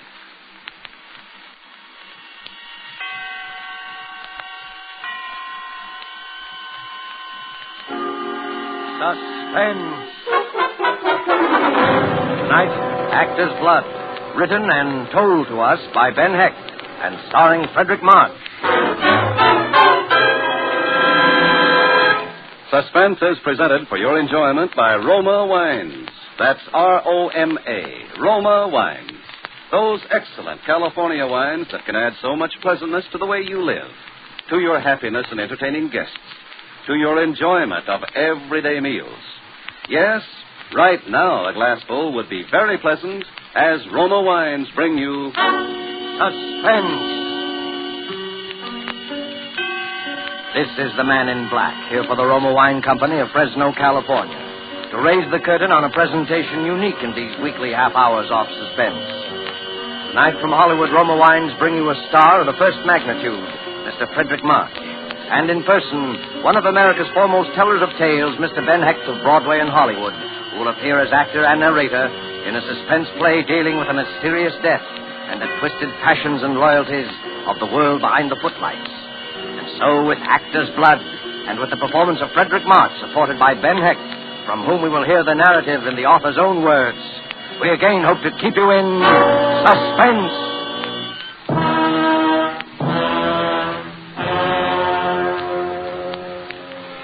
You remember Maurice Tilliou? Probably not.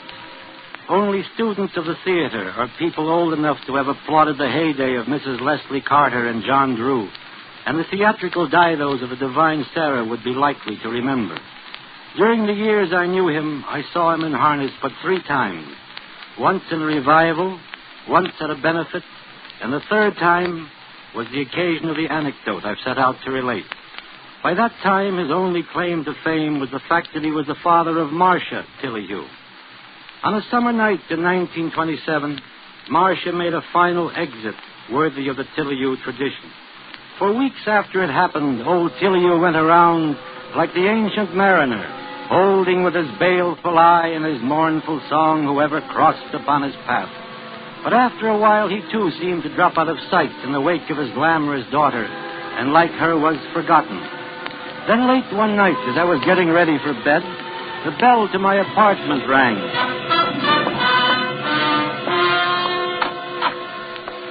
Ben, I come with a message from the dead. Indeed. Well, come on in and tell me about it. Ben, do you believe in ghosts? I've got nothing against them. Good. I have just come from a miserable modern dress caricature of that greatest of the Bard's plays, Macbeth. You will scarcely credit what these upstarts have done to Shakespeare's masterpiece. They haven't altered the text, have they? You recall the 4th scene of the 3rd act? Oh, yes. The scene in which Banquo's ghost appeared. Just so. In the folio edition of the play, the stage directions clearly read, "The ghost of Banquo enters and sits in Macbeth's place." In the foul production which I have just witnessed, the ghost does no such thing. It is an empty chair, to which Macbeth shrieks his guilty line, "Thou canst not say I did it. Never shake thy gory locks at me." An invisible ghost, eh? That's not so illogical. But what drama is there in it?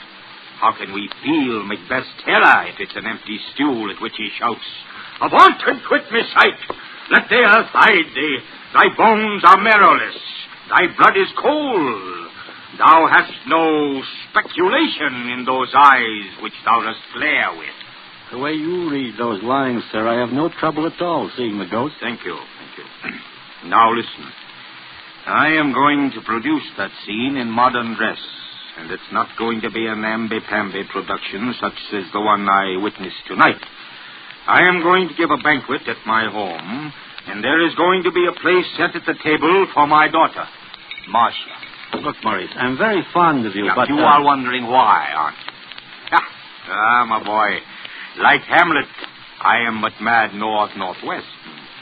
The empty place at the table will be purely symbolic, I assure you. No apparitions will appear, not to you and me, at any rate. I cannot guarantee what my daughter's murderer will see there. Marcia's murderer will be there? They will all be there. All who loved her and all who hated her. And woe to the hand that shed this costly blood. But if you know who the murderer is, why didn't you go to the police and tell them? Police? My daughter, sir, would not have wanted so crude and sordid an epilogue to her life story. Like her father before her and my parents before me, she had actor's blood in her veins. She shall be avenged, my friend.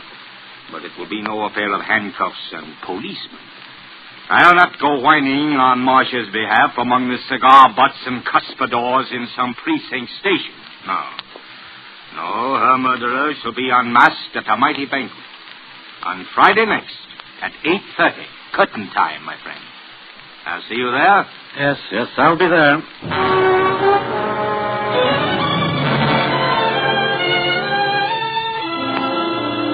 With Ben Hecht in person as the narrator of his own story, and with Frederick March as star, you have heard the prologue to Actor's Blood, tonight's tale of suspense.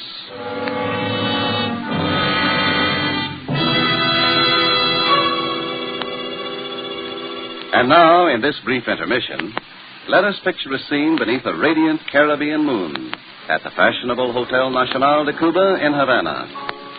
An American dinner guest has just raised his glass in a toast to Havana, its traditions, its beauty, the superb dinner, and wine. His Cuban host replies, true, the traditions, the scenery, and the food you enjoy, they are Cuban. But the wine of which you speak so highly, that is of your country. It is the famed Roma wine, made in your own California. Yes, it may surprise you that California produces Roma wines of such uniformly superb quality that they are imported by many foreign countries. But millions of Americans do know and enjoy the excellence of Roma wines daily with meals and when entertaining. These millions have made Roma America's largest selling wines. They know, too, that Roma wines are amazingly inexpensive, only pennies a glass, for wines of such distinguished character. That's because here in America, you pay no high import duty, no expensive shipping charges for Roma. Wines that combine age-old winemaking skill with modern testing and quality control. So, ask for ROMA, Roma wines, made in California, for enjoyment throughout the world.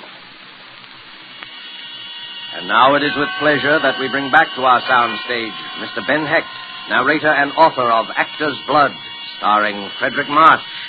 Night's tale of suspense.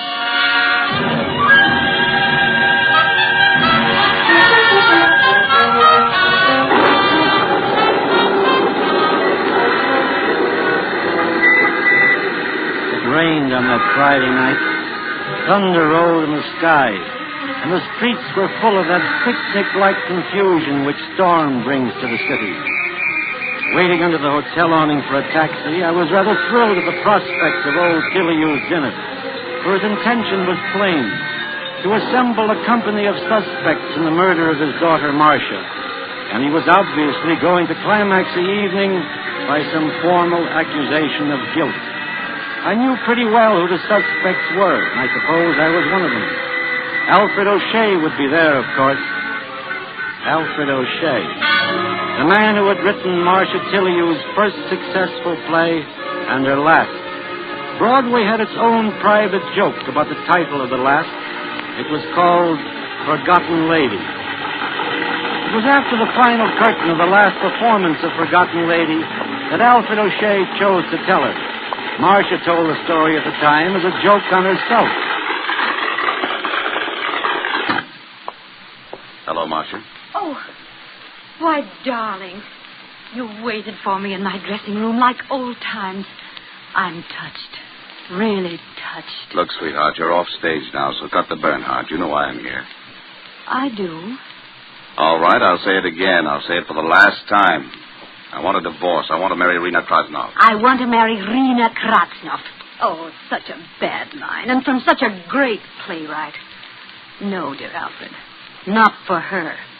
It'd be too belittling a successor.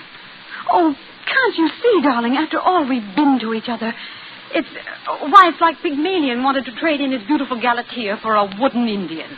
And it's no dice, sir. No dice, Alfred. No divorce. Not as long as I live. Now, be a darling and help me out of this dress. Okay, Marcia. You just made your own bark. Huh. Well, you can come out from behind that screen now, Father. How did you know I was there? Your asthma, darling. I'm glad you're here, even if you are a perfectly fiendish old eavesdropper. Here, you can unhook me, since that swine refused to. I warned you against marrying that jackanapes of a playwright. Oh, Father. You're saying I told you so. And what I wanted was to weep on your shoulder. Ouch! Oh, I'm sorry. Look here, Marcia. What are you going to do about this career? Now, darling, please don't go into that old routine about my being the last scion of the royal family of the American theater. I'm nothing but a combination of your name and a playwright who specializes in shallow, brittle female leads that enable me to get applause by simply acting myself. Marcia, I won't allow you to speak this way about yourself. You're a great artist. Oh. You have taken your place in the great tradition of the stage beside the immortal figures of Rochelle, Siddons, Bernhardt, Modjeska. Marcia, let O'Shea go. He was never worthy of you. Play Juliet next season. Show them you don't need a fashionable playwright and tailor-made parts to succeed. Show them you have actor's blood. Actor's blood? Actor's blood? I'm sick of hearing about it. Just because you and Mother thought it was cute to stick me out there behind the footlights at the age of 5. Because you never had any real life.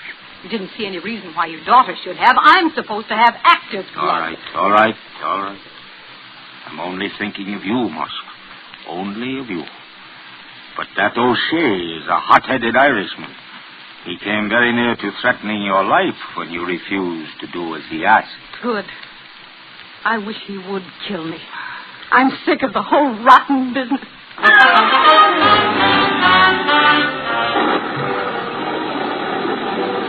Yes, O'Shea was a suspect. He would be at old Tilleyou's dinner. He would be seated across the table from the empty chair. And would he see a Banquo's ghost of Marcia Tilleyoux?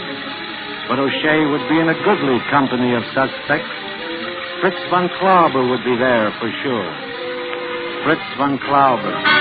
Not a man I should have liked to have as an enemy, that. Abnormally sensitive to insult, von Klauber was possessed also of an impenetrable Prussian stupidity.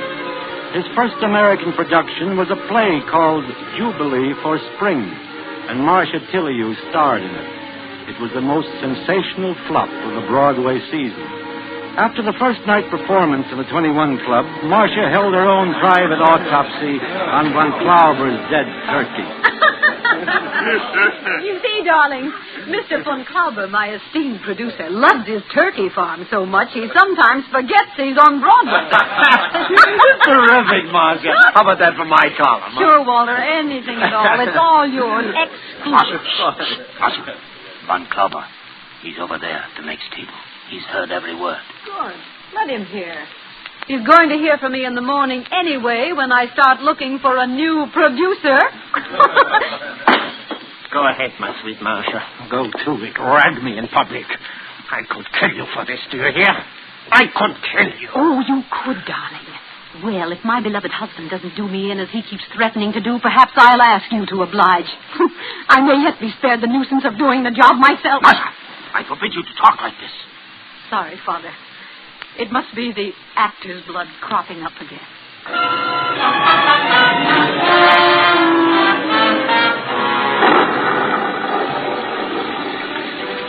Yes, von Klauber would surely be present at Tilleyou's ghostly dinner. As I got into the taxi and gave the driver Tilleyou's address, my mind was still turning upon the terrible question that I was confident would be answered tonight. The question, who killed Marcia Tilleyoux? Third on my list of suspects was a character named Maurice Stein. Maurice Stein. A one-time racing tout and small-time gangster, Maury turned his brilliant, if slightly frightening talents to flesh peddling. That is to say, he was a theatrical agent. Marcia did 2 shows under his management, both of them flops. It wasn't her fault. There was no belittlement of the name Tillyu. It was still an electric sign, but growing ghostly, slipping still aglow into the side streets of fame. Maurice Stein was Marcia Tilleyu's last substitute for love. Maury, you stop staring at the door. Let's get out of here. Oh, relax. This is a charming room. I like it here. Look, chick, I said let's get out of here. Understand? Perfectly, I understand that Mrs. Maurice Stein may come walking in that door. Perhaps she'll put 2 and 2 together about us. That'd make you sad, wouldn't it? Because you signed over all your money to your good wife. And if she gets any ideas, she may cut you off without a dime. And then where would you... Shut up! You know, I've half a mind... Did you hear what I said? Shut up! If you ever so much as a... Oh, pick up your coat. We're gone. Maury, you are a worm. A desperate little, slimy little worm. Sister, nobody talks to Maurice Stein like that and gets away with it, see? Nobody.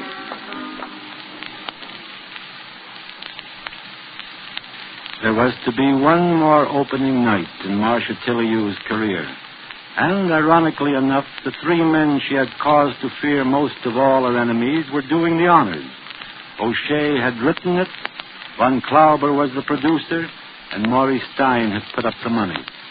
I arrived backstage at the Broadhurst at 8:20 to find the 3 of them in hysterics.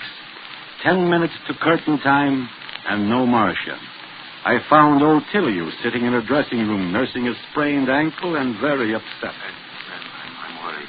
For the first time, I'm really worried about Marcia. What's the matter? I don't know. We've been calling her hotel since 6 o'clock. She refuses to answer the phone. Ben, go over there. You're the only one she'll listen to. No Tilleyu has ever missed a performance, and Marcia, of all people, must not be the first. It's those villains out there who've done this, spreading insidious poison like Iago, tearing at her heart with their fangs until she's afraid to go on. Go, Ben, try to reason with her. Okay, Pop, I'll do my best to bring her back. I trotted the 3 blocks to Marcia's hotel. The clerk at the desk met me with a deadpan. No, Mr. Heck, Miss Tilly hasn't come down yet. No key in her box. I took the elevator up. I turned left and walked down the corridor. I knocked on the door. No answer. Tried the knob. The door opened, and then it all added up.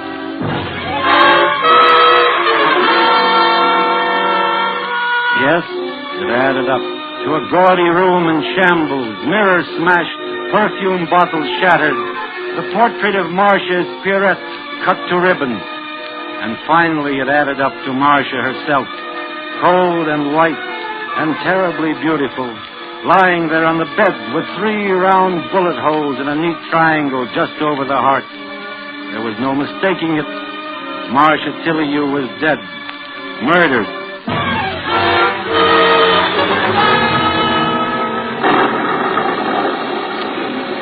That was the sum total of the addition I was doing in my head as I rode in a taxi the 20 blocks from my hotel to old Tilleyu's house on West 84th Street. Maybe I'd added it up wrong, but I felt sure I hadn't. I was even more certain when I saw old Tilleyu standing there at the head of the table to greet the guests he had assembled on the promise of revealing the identity of Marcia's murderer. Promptly at 8:30, he made his entrance. He had brought a stranger into the room with him. Thank you, all of you, for waiting so patiently. I trust you found your mutual company not too tiresome. I should like to introduce my guest of honor. May I present Mr. Carl Schuttler of the District Attorney's Office. How do you do, ladies and gentlemen? Now, if you will all be seated, the place cards are plainly marked. Please do not disarrange. There you are, Rena. Well, I see we are one short. And who, may I ask, is that empty place for? Banquo's Gold? That, my dear Mr. Von Klauber, is for a beloved guest, known to all of you. Beloved guest, huh? Let's see now. well, hey, listen to this. This seat has indeed been reserved for one known to all of us. Who is it? It has been reserved for Marcia Tillyu. Oh, please. I'd like to change my place. Come on, sit down, Rena. Marcia was much too sensible to play ghost.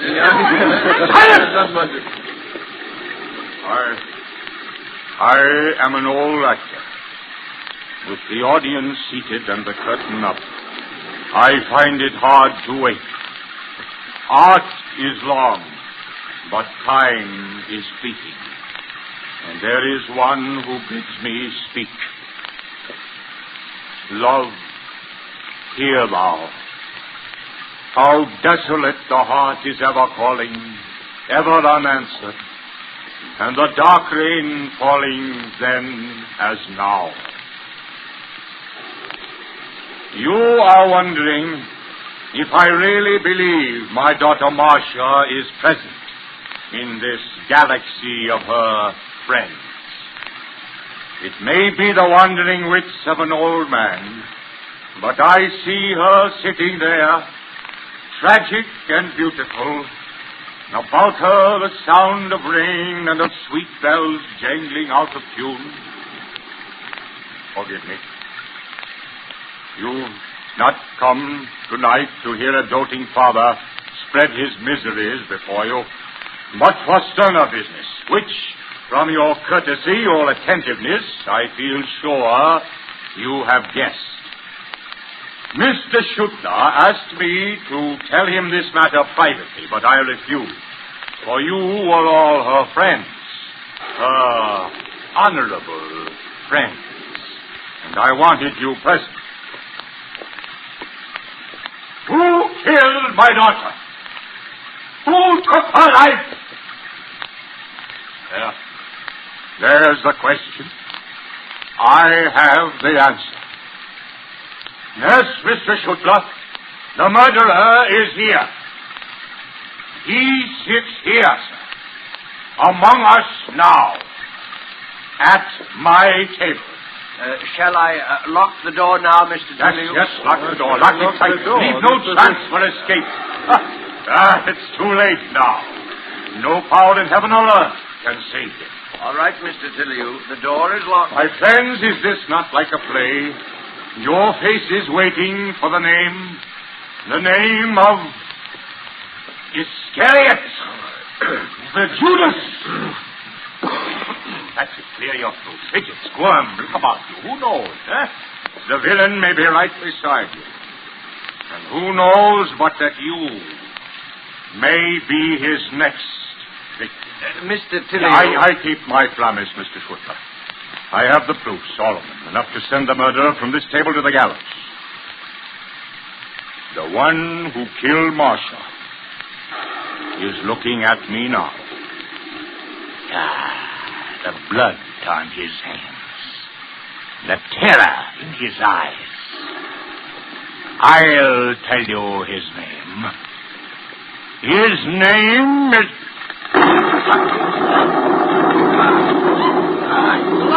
Turn the light down! Let me go! A knife! A knife! Get it out! Oh, my God! He's killing me. He's killing me.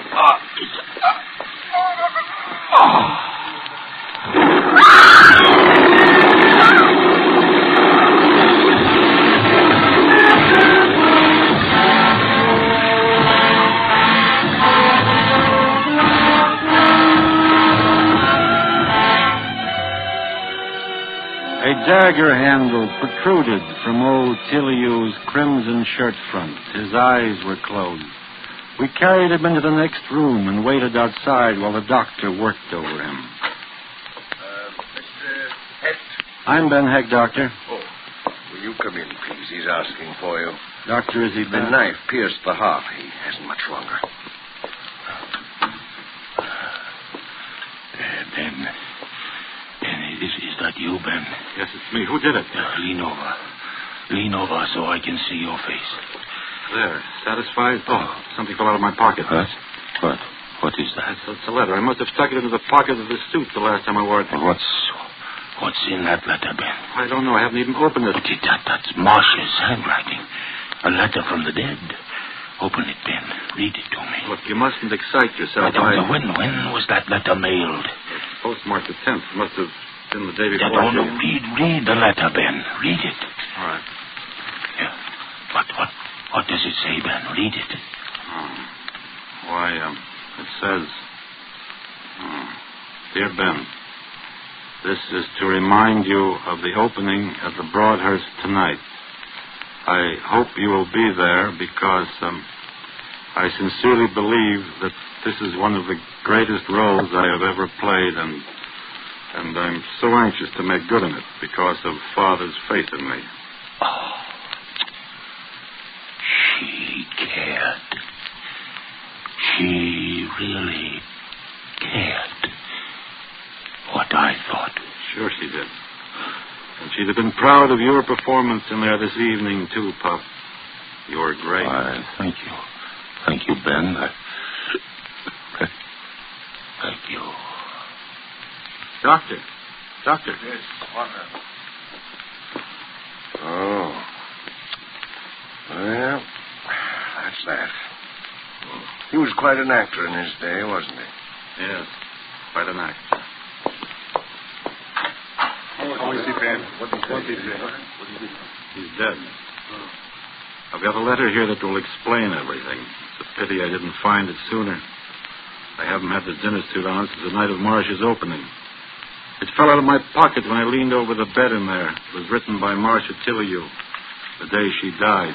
She died? It says, Ben, I'm bored, tired, hurt, sick, full of nasty things. I'd stay a while longer, but death seems easier and simpler than life. What are a few pills, more or less, to one who has swallowed so much? Take care of Father. He liked you the best. For the last time, Marcia. Suicide? It's a suicide note. What about the bullets? Can't you guess? The old man worshipped her. She was his star. But stars don't commit suicide. Only failures do that. So he fired 3 bullets into her dead body, slashed the painting, and wrecked the place to make it look like a crime of passion. He must have been mad as a hatter. No, he was sane. I think he really saw her as murdered by all of us, her so-called friends who had let her down when she needed them most. Do you realize that old barnstormer was playing his death scene from the moment he came into this room tonight? He'd rehearsed it in his bedroom for days, sharpening away at Macbeth's old toad stabber. He had his lines down pat. He staged this elaborate scene this evening and killed himself in such a way that we'd all be raked over the coals, not only for Marcia's murder, but for his own as well. Well, it was a lovely piece of old-fashioned miming, but as fruitless a drama as I ever had the misfortune to witness. You're right, O'Shea. The plot was full of holes. We could have helped him a lot with the construction, but it was a great last night.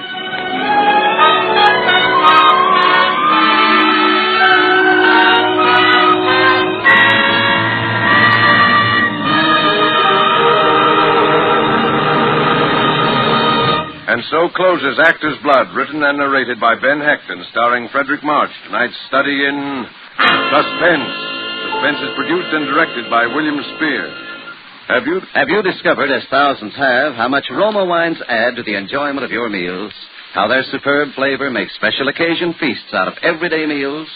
Well, find out for yourself. Start off the meal with that delightful appetizer, Roma California Sherry. Then place on the table a well-chilled bottle of Roma California table wine, delicate Sauterne, hearty Burgundy, or tart, tasty claret. You'll be amazed at the tremendous difference Roma wine makes in the enjoyment of your foods. Don't overlook this easy, inexpensive way to add thrilling, extra enjoyment of everyday living. Remember, Roma wines cost only pennies a glass. Take a tip from the millions who enjoy Roma wines at meals when entertaining. Ask for ROMA, Roma Wines, America's largest selling wines. Made in California for enjoyment throughout the world. Next week, same time, you will hear Mr. Brian Donlevy, a star of Suspense. presented by Roma Wines, R-O-M-A, made in California for enjoyment throughout the world. This is CBS, the Columbia Broadcasting System.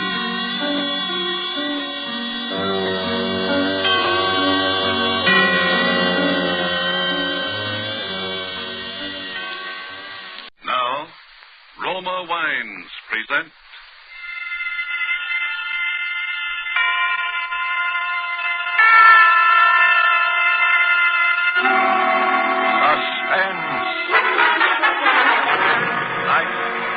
Path of Fear, starring Brian Dunleavy.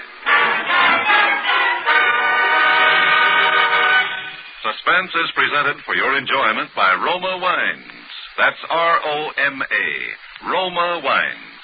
Those excellent California wines that can add so much pleasantness to the way you live, to your happiness and entertaining guests, to your enjoyment of everyday meals. Yes, right now a glassful would be very pleasant as Roma Wines bring you Suspense.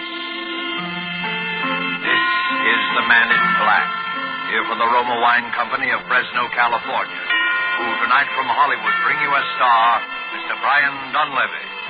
And so with the performance of Mr. Dunleavy as Bill Scott in the Cornell Woolrich bestseller, The Black Path of Fear, we again hope to keep you in suspense.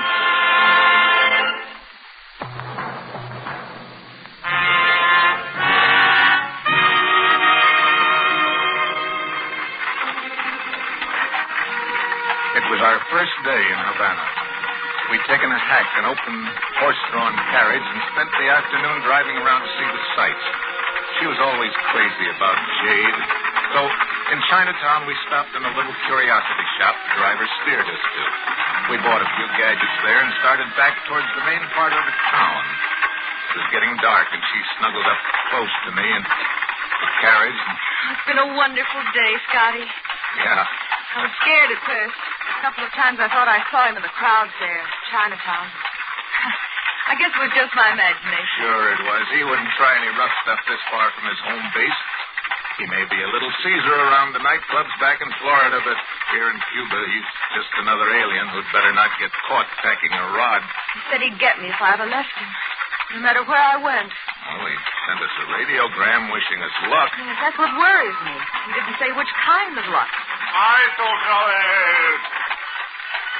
Hey, what's this, driver? Hey, Sloppy Joe, senor. Big attraction of Havana. Oh, of course. Sloppy Joe's. Want to go in, darling? Why not? You can only die once. So I paid the coachman, and we went into Sloppy Joe's. The place was jammed to the sidewalk line and so noisy you couldn't hear yourself think. It was like a football scrimmage when you moved and like sardines in a can when you stood still. Then suddenly the crowd divided in front of us like the Red Sea, and a little photographer came through, using an old-fashioned tripod for a battering ram. He set up his camera and pointed it in our direction. The senor and the lady would like a picture for to show the French back in the estate. No. Oh, please, Scotty. We've never had a picture taken together. Together, with 40,000 people jammed up against us on all sides. Oh, well, instead, maybe you come to my studio. Calle Barrios, it's not far. Nah, go on. Shoot it here. Go ahead. Make pose, please. Mucho love. ¿Sí, cómo no? Eso es. Hold it. No. That is all. I have the picture. Well, he's taking us now, darling. Oh, come on, honey. Everybody's looking at us. Don't rush me, Scotty. Huh? Give me time. What is it? Why are you so limp, Eve? I knew we wouldn't make it. What do we care? Part of the night's better than none at all. Eve. Just stay with me a minute. It won't take long. Darling, what happened? What happened? Scotty, that was the first picture we ever had taken together. Huh? Let me know how it turns out. Eve, darling. She's dead. She doesn't move anymore. Somebody do something, will you? She's been knifed right here in my arms.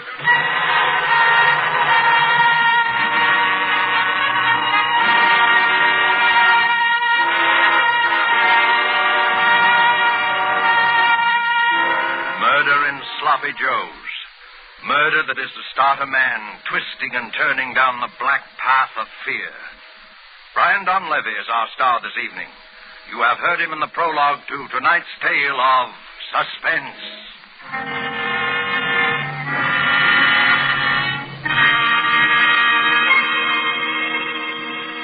In Havana, one gathering place of fashionable people is the charming Pan American Club. A dinner party is in progress, and the Cuban host has just risen to return a compliment which has been paid him by a guest from the United States. Lifting his glass, he says, "Thank you, my friends. Thank you also for telling us about the perfect climate and soil of California, from which come these delightful Roma wines. Now we can understand how such perfection is possible, such magnificent quality as we enjoy in Roma wines." Well, such praise of Roma wines in foreign lands can only mean that they are truly magnificent in quality. But remember, you here in the United States can enjoy these distinguished wines at remarkably low cost, only pennies a glass. Roma wines bring you a unique combination of California's perfect soil and climate, age-old winemaking skill, plus modern tests and controls, which make Roma so constant in quality, so uniformly fine. Discover for yourself the delightful flavor and goodness which have made Roma wines America's largest selling wines. Ask for ROMA, Roma wines, made in California for enjoyment throughout the world. And now it is with pleasure that we bring back to our soundstage Mr. Brian Donlevy, who, in the person of Bill Scott, continues his narrative of The Black Path of Fear, tonight's tale of Suspense.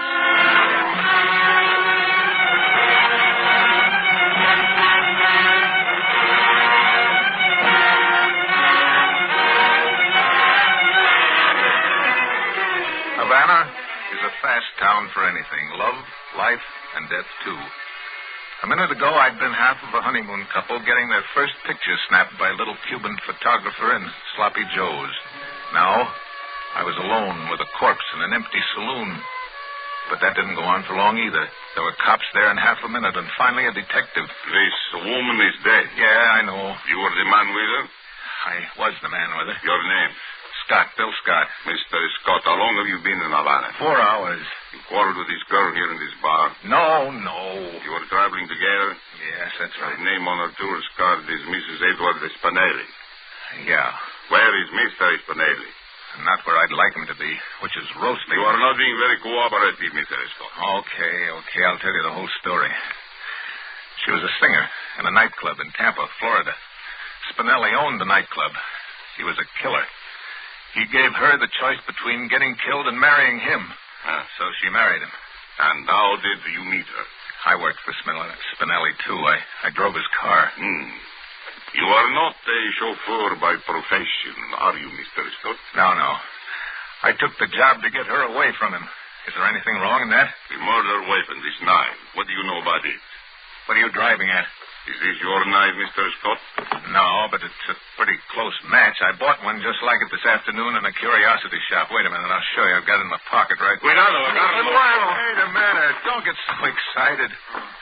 All right, it's in that pocket right there. Fish it out yourself if you want to. There is no knife here. But there's got to be. It was a knife with a jade handle.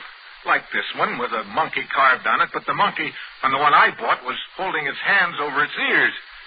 There were 3 of them in the shop. You know, the type, see no evil, hear no evil, speak no evil. I only know that you bought a knife this afternoon. That you no longer have a knife and that the knife has been used to stab this woman. But it's not the same knife, I tell you. I can prove it. Give me a chance to prove it, will you? All right, Mr. Scott. I will give you a chance.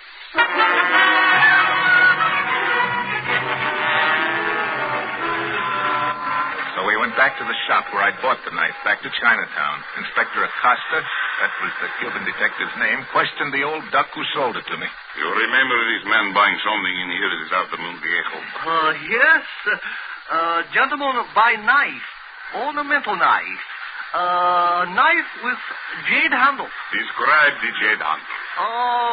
Jade handle have monkey. We know that. Describe the monkey. Pretty sure... monkey hiding eyes. So, see no evil. You're crazy. What's the matter with you? What are you trying to do to me? I bought the one holding its ears. You know it. Eugene, this man's life may depend on what you are saying. But you are absolutely sure. Come by trees. First one is sold to this gentleman. Other still go. Can show you. Can lie in your teeth. Listen, Acosta. So what if he shows you the set with that one missing? He's probably got 100 sets in the storeroom. Oh, only one set imported. Can show customs invoices. How did this man and this woman act when they came into the shop? Oh, lady acts scared. Very scared. I told you, she was afraid Spinelli was going to have her bumped off. Well, he did it. And this guy has been paid to frame me. Can't you see that? I am sorry, Mr. Scott, but I must place you under arrest for the murder of Mrs. Eve Spinelli.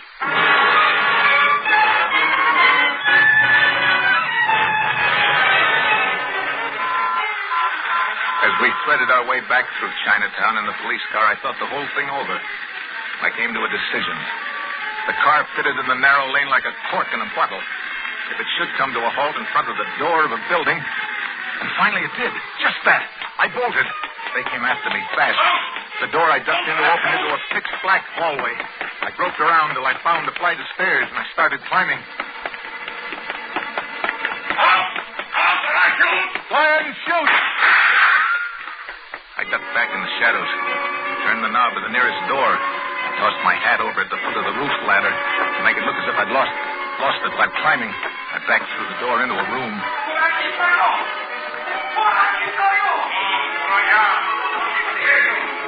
In the dark room, I stood very still and listened. They were separating to case the roof along the block. I was safe for a few minutes anyway. Tried to figure out where I was. Room. A dark room. I strained my eyes into the blackness. Then something cold and metallic found the side of my neck. It was the business edge of a knife. Blade. A light snapped on. Bueno. No hablo español. No te muevas. Oh, take it easy, will you? I can't talk your language. Put that knife down, will you? Te quiero estar aquí. Polizei. Verstehen? Understand? Comprende? Look, out there on the stairs, I don't know how to say it. Polizia. They're after me. Cops. Cops? Why didn't you say so before? I hate cops. Oh, you talk English? I ought to have been in enough of your jails to take out naturalization papers. Hey, get over here. I'll do what I can for you. They're coming back. I better get out of here. Don't be a fool. There's 20 of them down in the street now. They sure must want you bad, Chico. They say I killed my girl. They say wrong? They say very wrong. Another man took her away from you? No. I took her away from another man. Then any fool of a policeman knows you did not kill her. You never killed what does not belong to you. Only what does. You tell them that. Oh, here comes payday. Quickly. Get into the car there.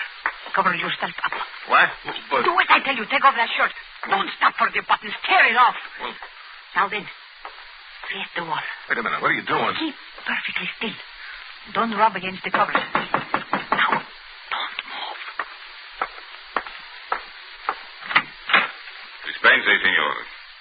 ¿Ha visto usted un hombre alto, macizo americano? No he visto a nadie. ¿Quién es ese? Mi hombre, mi marido. Diamoslo. Está muy enfermo. Vuela. ¿Vuela? Sí, vuela. Ve a la cuarentena. It's verdad, Fiorano. Vámonos. Gracias, señor. Buenas noches. Buenas noches. What was all that about?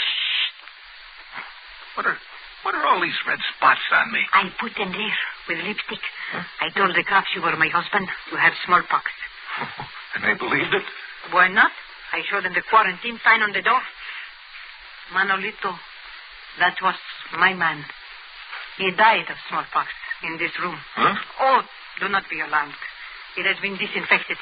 Oh, say, thanks. But why did you go to bat for me like that anyway? Different reason. Flowers on a grave, I guess. Flower? What do you mean? It's hard to explain. It's my way of doing something for somebody that's not around anymore, I guess. It's the only way I have. I do not know any other way. You see, I know what it is to lose someone you love, too. Just like you. Manolito, He got smallpox in jail. Then he come back here to me to die. What is your name, Guapo? Bill Scott. It's Scott? No, Scott with an S. It's too hard to say. I call you Guapo. Guapo. That means handsome. Well, thanks. What'll I call you? Around this neighborhood, they call me Medianoche. It means midnight. Try it that way. Okay, midnight. They call me that because now I always hang around late by myself since he's gone. Well, midnight, I don't know what to say to you except thanks. De nada. Flowers on a grave. Yeah. Well, I guess I'd better get going. What do you want to throw away all my hard work for? They spot you at the next corner. Well, I can't hang around here for the rest of the night. What's the matter with it here? You know, if I could only get hold of that photographer. Photographer? Yeah, there was a photographer in Sloppy Joe's. He was snapping a picture of us just when it happened. Oh, you think maybe in this picture is the man who killed your sweetheart? Yeah, I'm pretty sure of it. Think, Guapo. What do you remember about this photographer? Oh, he's just a typical cheap photographer of tourists. Wait a minute. He said something about having a studio somewhere near Sloppy's. Calle Barrios? That's it, Calle Barrios. Look, do you know this guy? The sailors go there with the girls to get their pictures taken. His name is Pepe Campos. I've got to get that picture, Midnight. I'll have to risk it. Un momentito. I first get you some other clothes. Huh? Here. I think this fit you. What? Where? Manolito was one big sailor. And now listen. I tell you how to get from here over to the Calle Barrios, so maybe the police don't see you. You go down to the mouth of the alley. You turn to the right. That's this hand here. Just a few steps from there.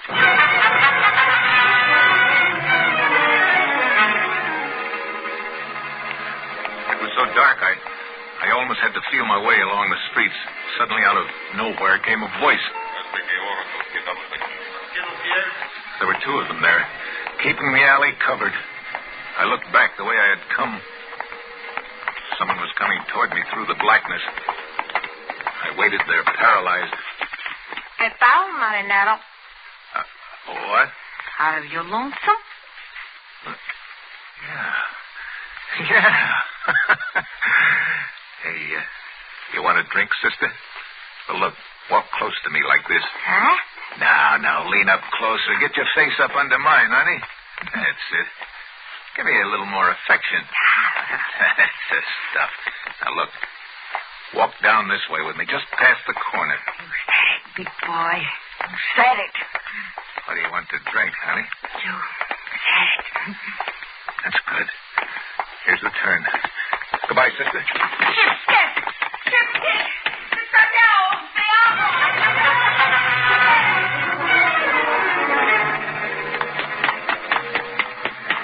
I was afraid of yelling. Might attract the cops, so I took off down the street, and then I ducked into the alley to catch my breath. I looked up. There was a sign on the shop. Campos Retratos y Fotografías. At first, I didn't get it. Then, all of a sudden, I knew. I was there. I opened the door and walked in. Senor? Look, you took a picture this evening of me and a lady in Sloppy Joe's. I want that picture. No me recuerdo. I do not recall, senor. Now, look, there was trouble right afterwards. You know, a lot of noise, remember? Oh, see. I remember. I am just developing the pictures I have taken today. You come with me. This is my dark room. The very latest equipment. Kodak. Yeah, but where's that picture? Oh, right here. In the bath. Oh. Yeah. It's beginning to come through. See. Yeah, that's us. Oh, someone leans over the lady's shoulder, no? Yeah, let's have some more light on the subject, will you? This is someone you know, senor? It's someone I know, all right. His name is... Never mind the name, Scotty. I'll introduce myself. Spinelli. Stand over against the wall, Scotty. You too. Well, I'm glad you found this picture, Scotty. I was kind of nervous about having a thing like this floating around. You can understand my feelings. You surprised me, Spinelli. I didn't think you even had the guts to stab a woman in the back without your guerrillas around to protect you. Don't make me angry, Scotty. I'm in a bad mood. I didn't know you were smart like you are either, Spinelli. I apologize. You know, that was a cute trick, hiring a cab driver to steer us into that shop in Chinatown, but what I still can't figure out is how you switched those knives. I didn't. I still have the knife you bought. I frisked it out of your pocket. Now I'm going to give it back to you. Would you like to see it first? There. It's pretty, ain't it? You've always had an eye for jades. This is definitely the best of the three. It's a pity to spoil such a pretty knife, but the revolver, it makes too much noise. Yeah, I think I'll use the knife on you, too. I like things symmetrical. Like Romeo and Juliet, then. What's that? Don't move, Scotty. Waffle, are you in here? His sweetheart not dead an hour, and already he has another. Midnight. Get out of here quick. This man is a killer. Oh, I'm not afraid of you, big boy. Keep away from me and don't try any funny business. Oh, my hombre, he was just like you. He talked very mean. But he don't hurt me. Not one little bit. I don't only talk big, sister. I got a job to do here. I'll talk to you when I shut your boyfriend's trap for good. My boyfriend? Ha! Are you kidding? Go ahead, finish him off. He took a powder on me. I come after him only to collect. On the cuff, huh? Scotty, you ought to be ashamed of yourself. On the cuff. Hey, you are rich, huh? You got big diamonds. Say, I like you, mister. Stop mooching around. Midnight, I tell you, this guy's a killer. Watch out. Shut up. There, huh? How about it, big boy? Come on. Stick around, baby. I can use talent like yours. Kiss me, big boy. Later. Now. All right, yes, very loud. Hey, Make big trouble. You're pretty hot stuff, ain't you? You don't know the half of it, big boy, huh? Come here. Now, Babo! Oh, your gun! Where's the gun? You dirty little stool pigeon. Shut up, Spinelli. I've got the gun now. Scotty, I was only throwing a scare into you. Why, I would have knocked you off right away if that's what I meant to do, wouldn't I? What's it worth to you to stay alive, Spinelli? Scotty, $100,000. In the bank lies here in Havana. Just let me go over that table there. Check the bearer, no strings. Spinelli, I want Eve back again. 200,000. Chicago account thrown in. 250,000. That's $250,000, Scotty. I want Eve. You can't bring the dead to life, Scotty. But you can be rich. Kill me and you get nothing but a murder rap. The picture don't show me sticking the knife in her. The knife don't mean anything. Chin and the driver never talk. You're just fixing up a nice murder rap for yourself, Scotty. Shut up. Stand over under the lights, Spinelli. Huh? I don't want to miss. Scotty. Don't do it, Scotty. Scotty. Scotty. You win. Scott.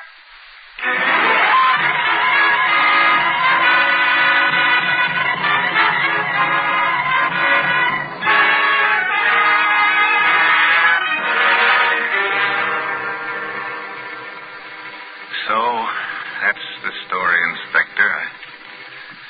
I've come to give myself up for the murder of Ed Spinelli. Huh? What are you going to do about it, Inspector? About what? About what? About what I just told you, the murder. I don't speak English so good. I often miss hearing things that are said, especially when they are said too fast. All right, I can say it slower. I just killed a man named Ed Spinelli. My English stinks today. I don't understand. You don't understand? I said... I don't know what you said. If I should get word from the commissioner to hold a man named Scott for murder, that would be different. It would be in my language. Unless that should happen on the dancing, please, would you mind not coming in here and mumbling in this English of yours that I don't understand? But, Senor Scott, this girl, this medianoche. Midnight? Oh, what about her? Do you know where she is? That girl, that woman. She's been raising Cain in my jail all night, all day yesterday. Whoa. What's she charged with? My foolish officers questioned her, and then they didn't know any better that they put down some charge other than the book.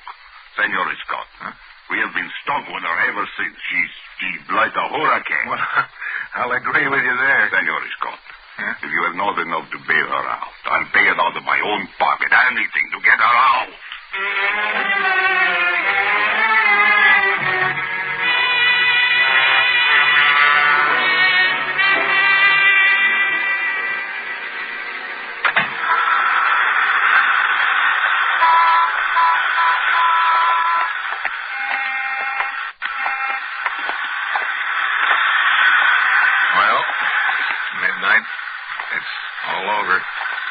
Yes, Guapo.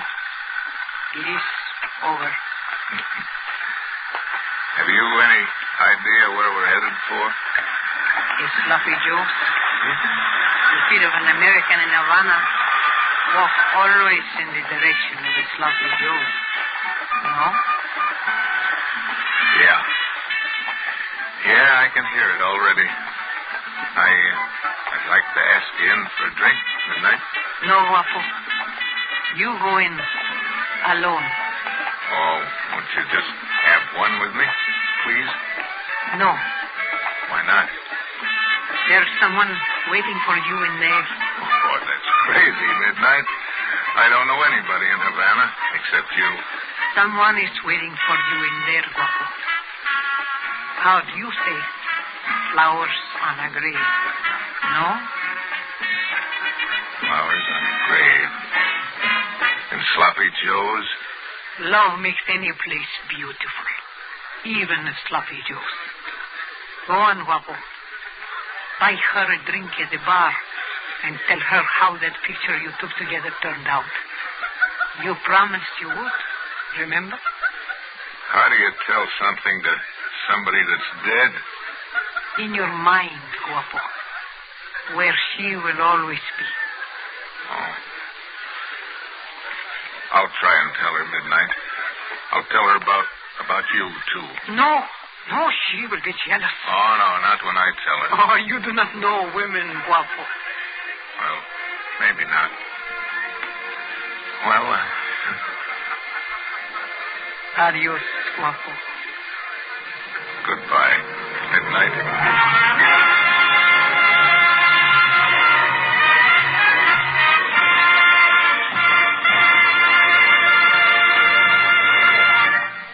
And so closes The Black Path of Fear, starring Brian Donlevy.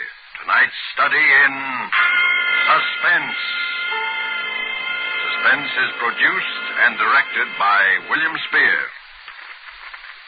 Have you discovered the secret of lovers of fine food? Namely, how good wine makes even the simplest, most inexpensive meals really exciting events. Well, the next time you serve any of the red meats, stews, fish, or poultry, place on the table a well-chilled bottle of Roma California table wine. Delicious sauterne, hearty burgundy, or tasty claret. You will be amazed at how much Roma wine, in bringing out all the appetizing goodness of even the simplest foods, adds to the pleasure of the meal. How it makes even a simple meal a feast. And remember, Roma wines cost you only pennies a glassful. So any home can afford the pleasure they give to everyday living. Ask for R-O-M-A, Roma Wines, America's largest selling wines, made in California for enjoyment throughout the world. This is Brian Donlevy. Our government has asked us to bring to the attention of women listeners a very important message. In spite of our wonderful victories on all the fighting fronts, we must remember that the war is by no means over or nearly over. Hundreds of thousands of women must get into war work this year. You are desperately needed, both because you are admirably fitted for these jobs and because you represent the only adequate source of labor to replace the men in the armed forces and in the heavy war industries. Go to the United States Employment Service office and ask for information about the kinds of full-time or part-time jobs for which you are best suited. Brian Dunleavy will soon be seen in the starring role of Metro-Goldwyn-Mayer's Technicolor production, An American Romance. Next Thursday, same time, Olivia de Havilland and Reginald Gardner will be your stars of Suspense. Presented by Roma Wines. ROMA. Made in California for enjoyment throughout the world.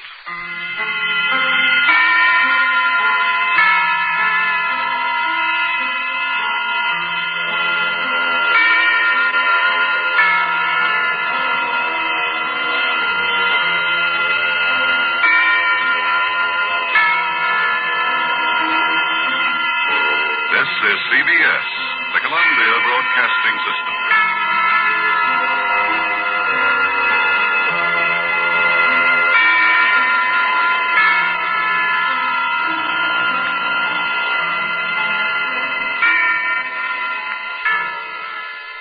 Now, Roma Wines present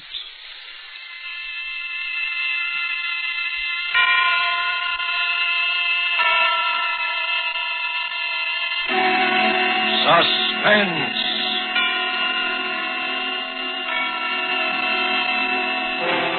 Tonight, Voyage Through Darkness, starring Olivia de Havilland and Reginald Gardner. Suspense is presented for your enjoyment by Roma Wines. That's ROMA, Roma Wines. Those excellent California wines that can add so much pleasantness to the way you live, to your happiness in entertaining guests, to your enjoyment of everyday meals. Yes, right now a glassful would be very pleasant as Roma Wines bring you Suspense.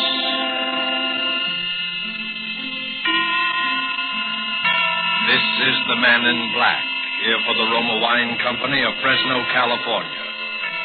Tonight from Hollywood, we bring you the distinguished American leading lady of the screen, Miss Olivia de Havilland. Miss de Havilland appears as a girl named Judith Webster, who found herself embarked upon a journey into darkness. Traveling with her on this perilous voyage is that suave and debonair actor, Mr. Reginald Gardner. So with the performances of Mr. Havilland and Mr. Gardner in this sea-going adventure play, we again hope to keep you in suspense.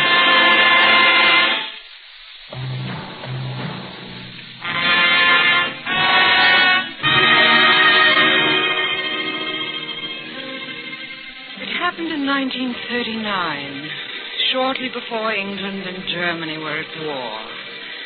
I was in London, serving as traveling companion to Mrs. Edna Prescott, a wealthy, quite elderly American woman. She wasn't a pleasant person, and the city's practiced blackouts were a particular source of annoyance to her. I remember thinking how ironic it was that she should die during one of them. I even thought it the cause, until the doctors assured me her death was due to a common heart ailment. I was very busy for the next few days, arranging passage to America, getting my train ticket down to Southampton, and carrying out the promise I had made so many times to Mrs. Prescott. I didn't relish any part of that. Miss Webster, oh, yes. The young woman who's escorting the casket. Oh, here's your ticket. Gate 5, please. Both trains for Southampton. This way, please. The young woman who's escorting the casket. He said it so matter-of-factly, as if such things occurred every day. I suppose they do. And yet, every minute on that train I felt uncomfortable, on edge. It seemed as if the trip to Southampton and the steamer docks would never end. I remember how glad I was when it did, and how cheerful the steward's voice sounded as he greeted me at the head of the gangway. Good evening, miss. Welcome aboard. May I show you to your cabin? Please do, Stuart. I'm very tired. 12A, B deck. This way, miss.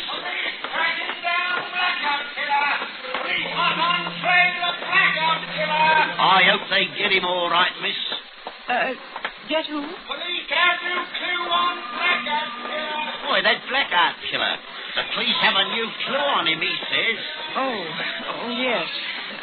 An awful thing. Ah, here we are, miss. 12A. You have it all to yourself. Thank you, Stuart. Oh, I'm sorry. Here you are. Oh, it's quite all right, miss. Thanks, and good night. Call me if you need me now. Good night. In my stateroom. Perfectly safe, I realized how jittery I'd been, how upset. And now, how relieved. Suddenly I began to laugh right out loud. My fears had been so foolish, so very foolish.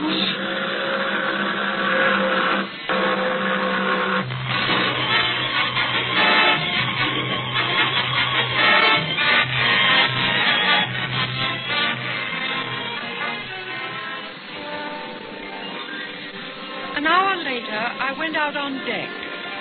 I no longer felt tired, and I wanted to watch the lights of the coastline fading away from us. I was standing near the aft rail, quietly looking out across the water, when he first spoke. Beautiful, isn't it? Oh. I'm sorry. Did I frighten you? Oh. Yes. Yes, you did. I didn't realize there was anyone near that lifeboat. Well, I'm sorry. I was sure you saw me. I never would have... Well, it's all right, really. I've been nervous tonight anyway. I'm not always so jumpy. What you need is an ocean voyage. Maybe that's it.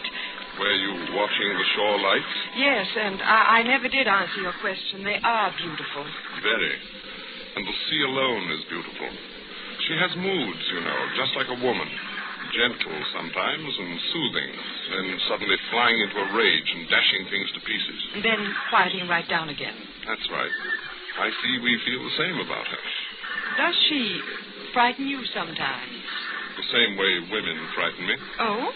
I mean, when I don't understand them. Well, I thought it was the general male consensus that we weren't supposed to be understood.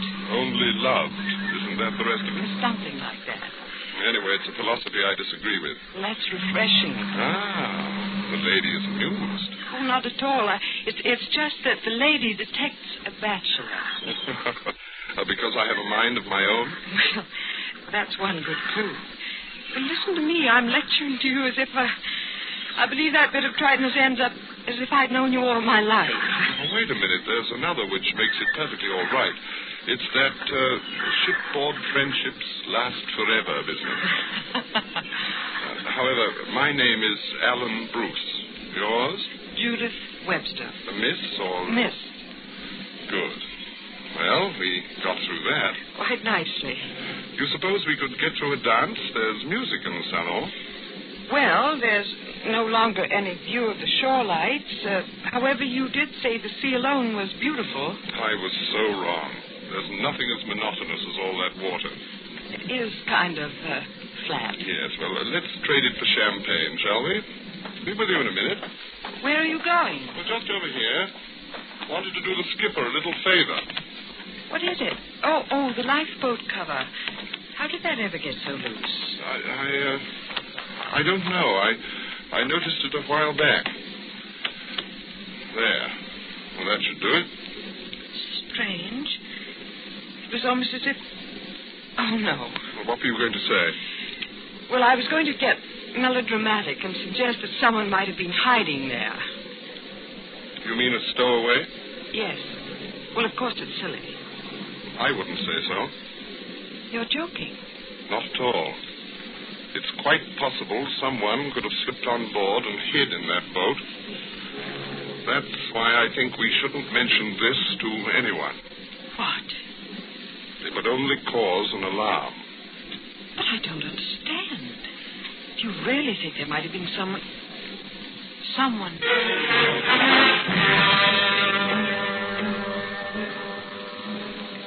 I shall never forget that moment. and the thoughts which went racing through my mind, my nervousness on the train, those horrible headlines about the blackout killer that newsboy had shouted an hour before, Alan's strange attitude about the lifeboat, the whole unpleasant nature of this voyage, my promise to Mrs. Prescott. I wanted to turn and run, wanted to cry out, but somehow I couldn't. It was like a dream when you can't move. And then the darkness was swept away, and I was no longer dreaming. I was in Alan's arms dancing.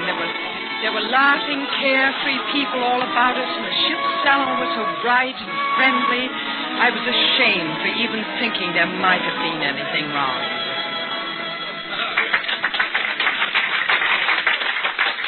Had enough? They just brought our champagne. Well, in that case, yes. I'd about given up.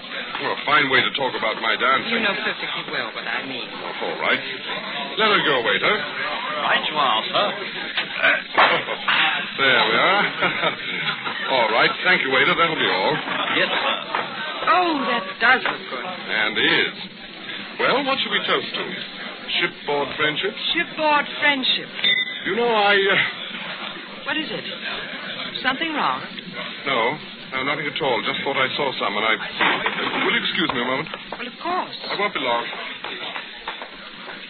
Everything all right, miss? Oh, excuse me, miss, but the gentleman, he dropped his billfold. Oh, thank you, waiter. I didn't notice. Would you just leave it there on the table? Very good, miss. There you are.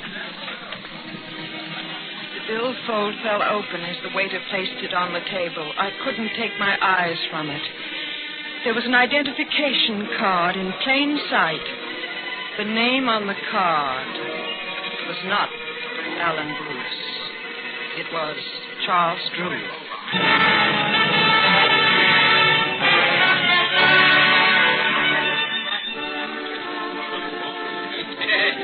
Sorry to have run off that way. I never should have.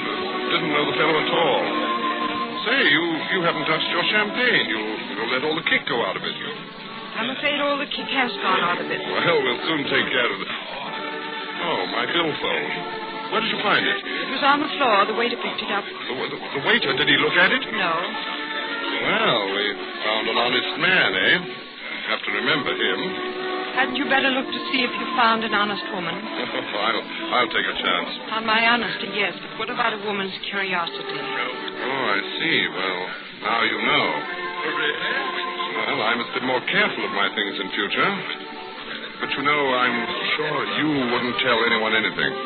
No? No. I knew from the very first that I could trust you. Implicitly. Stop your music. Stop your music. Stop. What's up, Stuart? Why is the music stop? What's the matter? Attention! Attention, everybody! Everybody! The first officer has something to say to us.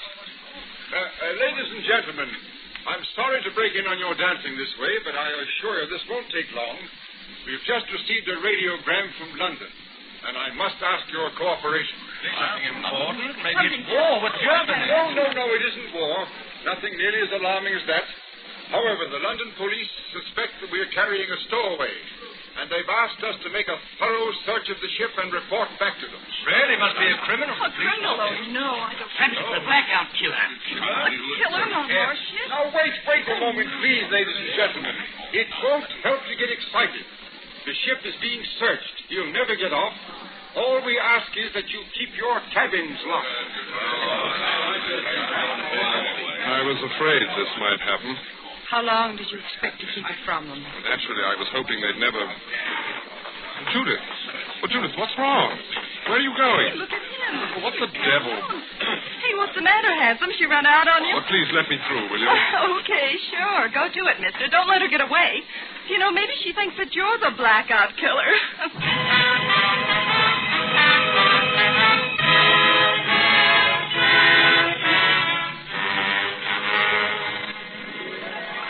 Tonight for Suspense, Roma Wines are bringing you Olivia de Havilland and Reginald Gardner.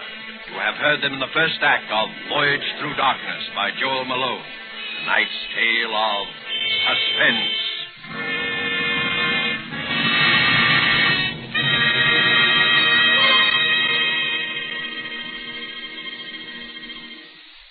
It is a fact that connoisseurs of many foreign lands have discovered the excellence of Roma wines, the greatness of California's wine country from which Roma comes. But millions of Americans also know these things and have made Roma by far the most popular, the largest selling of all America's wines. Here at home, Roma wines are truly inexpensive. For only pennies a glass, your meals, your entertaining, can have the added delight of superb Roma wines. You will find them constant in quality, of unvarying excellent taste and character. Fine products of age-old winemaking skill, perfected by modern knowledge. To start enjoying this really fine wine yourself, simply place on the table with dinner tomorrow a well-chilled bottle of hearty, ruby red Roma California Burgundy. Don't worry about what the meal is or what glasses you have handy. You'll be delightfully surprised at how much extra enjoyment you get from your meal. Our Roma wine makes even the simplest meal a feast. Enjoy Roma wines any time with meals when entertaining. It's the easy and inexpensive way to make a big hit with guests and with the family. Be sure to ask your dealer for ROMA, Roma wines, made in California for enjoyment throughout the world.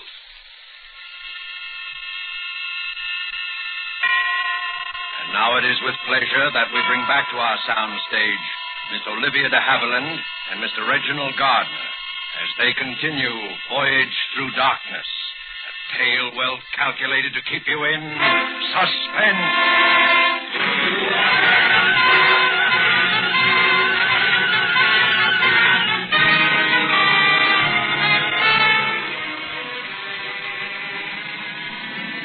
I'll never know why I left the dining salon without telling them. Certainly there could no longer be any doubt. It was all too clear. That loose canvas covering on the lifeboat, the way he'd been standing there, even the name he had given me, Alan Bruce.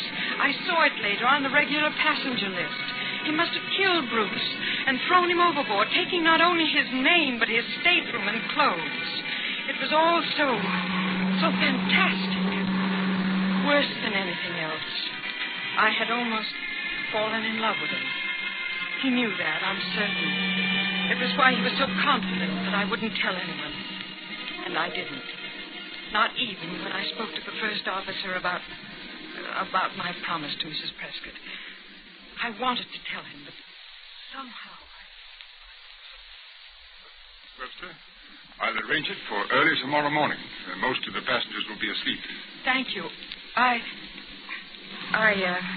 I suppose it's rather unusual, but then Mrs. Prescott was an unusual woman. I hadn't conducted a burial at sea since the last war. However, I'm not entirely unprepared.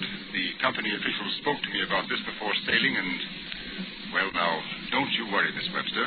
The ceremony will be quite in order, I assure you. Thank you. I'll bid you good day, ma'am.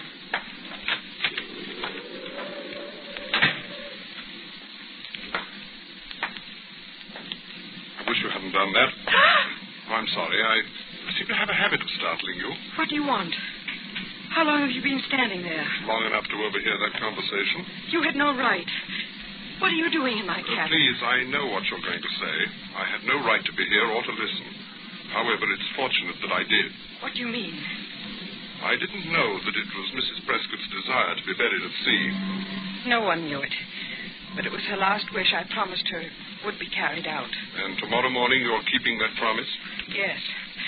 And now, if you'll excuse me, I don't feel very well. I'd like to... Wait, please, Judith. You've been avoiding me, haven't you? Yes, I have. I hope it's only because you've been upset. About Mrs. Prescott, I mean. That's one reason. Oh, I'm sorry. I almost thought we were beginning to become very good friends. You know, you're the only person on board whom I can trust. You're very sure about that, aren't you? Of course. You know who I am and what I'm doing on this ship, and yet you've told no one. I wanted to. I know. Women were never meant to keep secrets. However, I'm going to ask you to keep one more. I'd rather not. Sorry. I must include you this time. You see, it requires a change in your plans so they'll fit in with mine. I'm afraid I don't understand. It's very simple.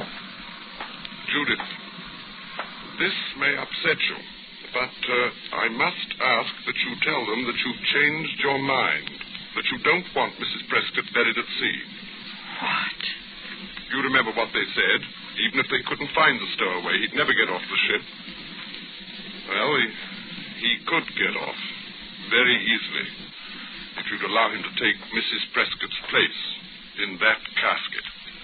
What, in that casket? Yes. Clever, eh? Clever? Well, not every man would think of it. Simple as it may seem, everyone searching the ship, questioning each passenger, and all the while the man they were seeking would be safe inside the casket. He would only have to wait patiently, and then be hoisted from the ship's hold, lowered onto the pier, and whisked safely away in a funeral car. And when he was discovered by the funeral attendants? Oh, I'm sure they'd be so shocked at the dead coming to life, he'd have little trouble in... Stop it! Stop it, do you hear? If you haven't any respect for the dead, I'm afraid I have. Oh, Mrs. Prescott, you mean? I should have told you that part of it. Her last wish has already been carried out. You see, her body was removed from the casket the night we sailed. Mrs. Prescott is already buried at sea. You've thought of everything, haven't you? Yes.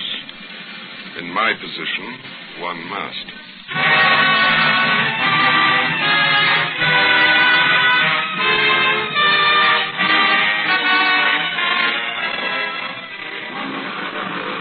I remained in my cabin all that day and next.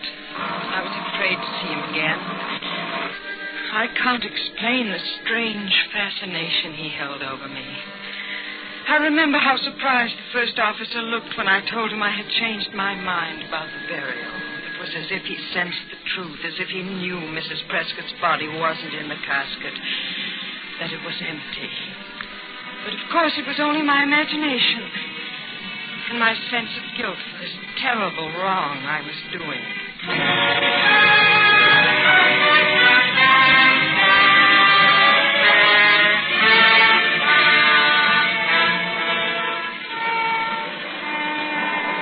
When we sailed into New York Harbor, I went out on deck. He was standing there near the port rail. I went up to him. He turned and smiled as if he'd been expecting me. Oh, there you are. I've missed you. Haven't been under the weather? No, I've been perfectly well. You had me worried, not showing up at dinner. You know, I'd come to depend on you. Yes, I know.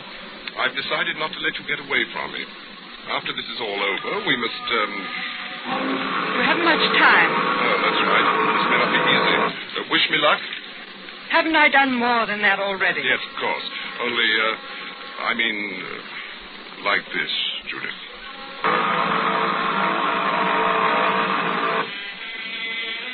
As suddenly as he had taken me in his arms, he released me, and I remained there by the rail as he hurried away. I watched as the ship moved on into the harbor under the guidance of the tugboats with their shrill, insistent little whistles. I listened to the shouts of the crew and longshoremen. Soon we were alongside the pier. And the steward was shouting from the head of the gangway, and then I saw it. The casket. They were lowering it toward the pier. There was a car waiting, a long black car, and suddenly I realized what I had done, what a fool I had been, what a cowardly, frightened little fool.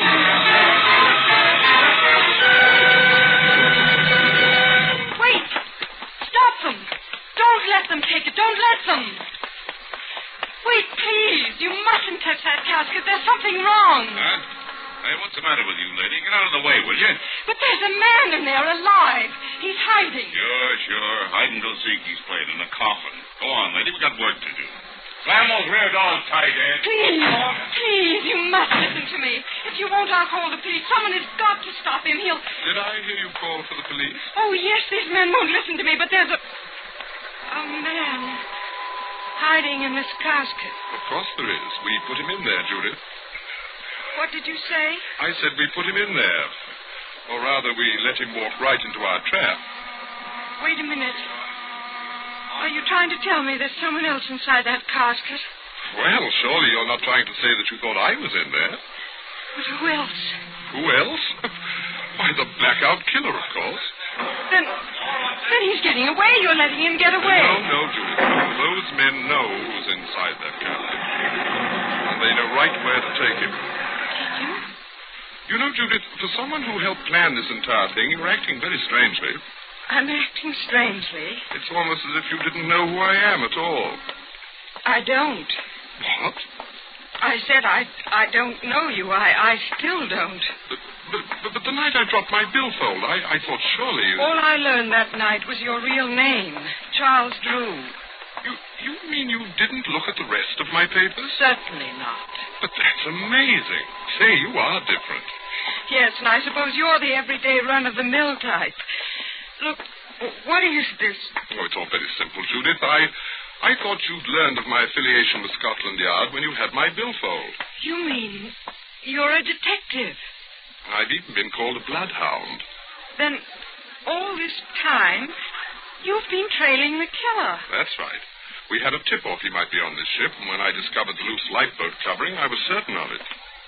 Then Alan Bruce, he wasn't murdered at all. He never existed. Just a name I was using. Good Lord, Judith, you know detectives never travel under their own names. It just isn't done. No, everything has to be done the hard way. I suppose that's why you just didn't find the killer and arrest him on board. Oh, no, hardly. You see, I couldn't find him. Searched the ship from top to bottom. I guess he really would have given me the slip if I hadn't looked in the casket. He was hiding there all the time? No, it was empty. I don't get it. Neither did I at first. Then I began to wonder why he would remove Mrs. Prescott's body from her casket unless it was part of some plan. And I decided that it was. A weird yet thoroughly clever plan. Remember I told you not every man would think of it? Yes, you did say that. He had only to wait patiently until the ship docked. Then, at the last minute, slip into the casket. And be hoisted out of the hold onto the pier and whisked safely away in the funeral car. And to think, if it hadn't been for you, he might have gotten away with it. Oh, you helped plenty by calling off that burial and leaving the way open for him. Oh, no, Charles. I nearly wrecked everything. I thought you were the killer. Well, no wonder you avoided me. I was so mixed up. I thought I knew so much. No, it's my fault, darling. I overestimated you. Is it all clear to you now? Well, no, that is, it's clear about how, well, the killer and the casket, but I don't know whether... What? You mean about the lifeboat and... No, about you. I'm not clear whether or... You mean whether or not I'm really Scotland Yard? Well, I am. You can really... No, I'm just not sure whether... But, Judith, there's nothing else. Oh, except, of course, that I love you, and... What was that again? I said I love you. How can I be sure? Judith, darling. Oh, Charles. That makes it very clear.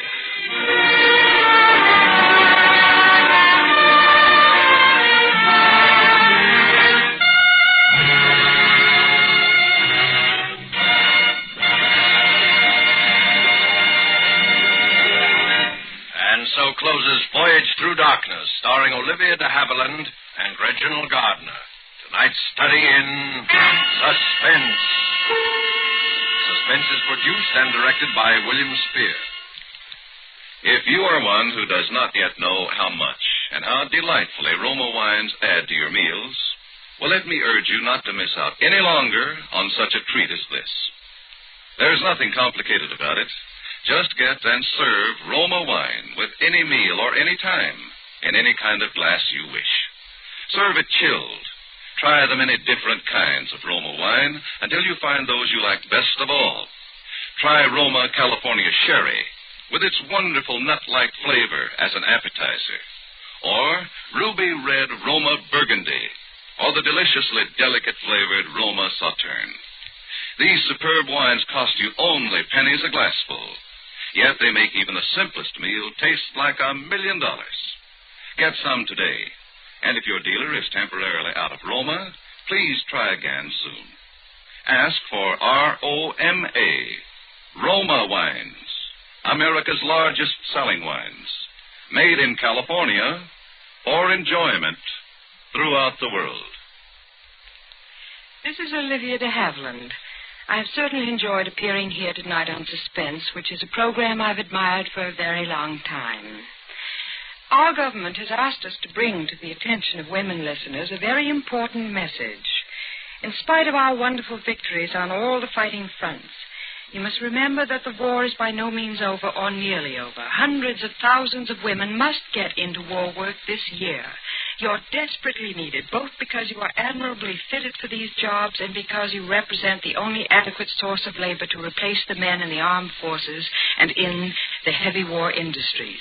Make a realistic appraisal of your household duties and your state of health. Talk it over with your family and with friends who are now employed in war work or in one of the branches of the Women's Armed Services.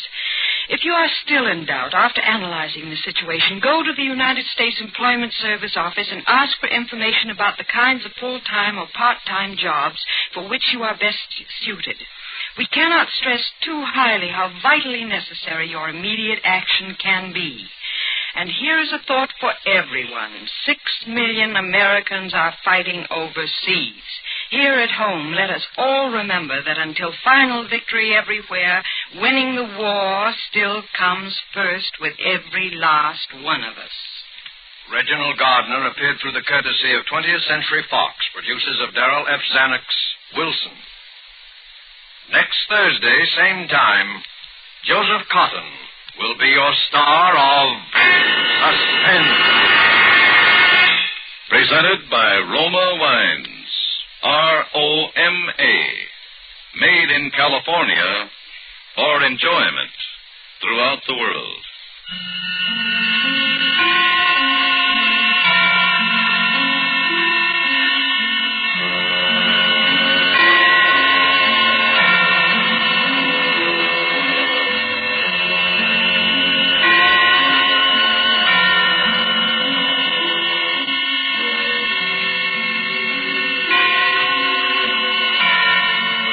This is CBS, the Columbia Broadcasting System.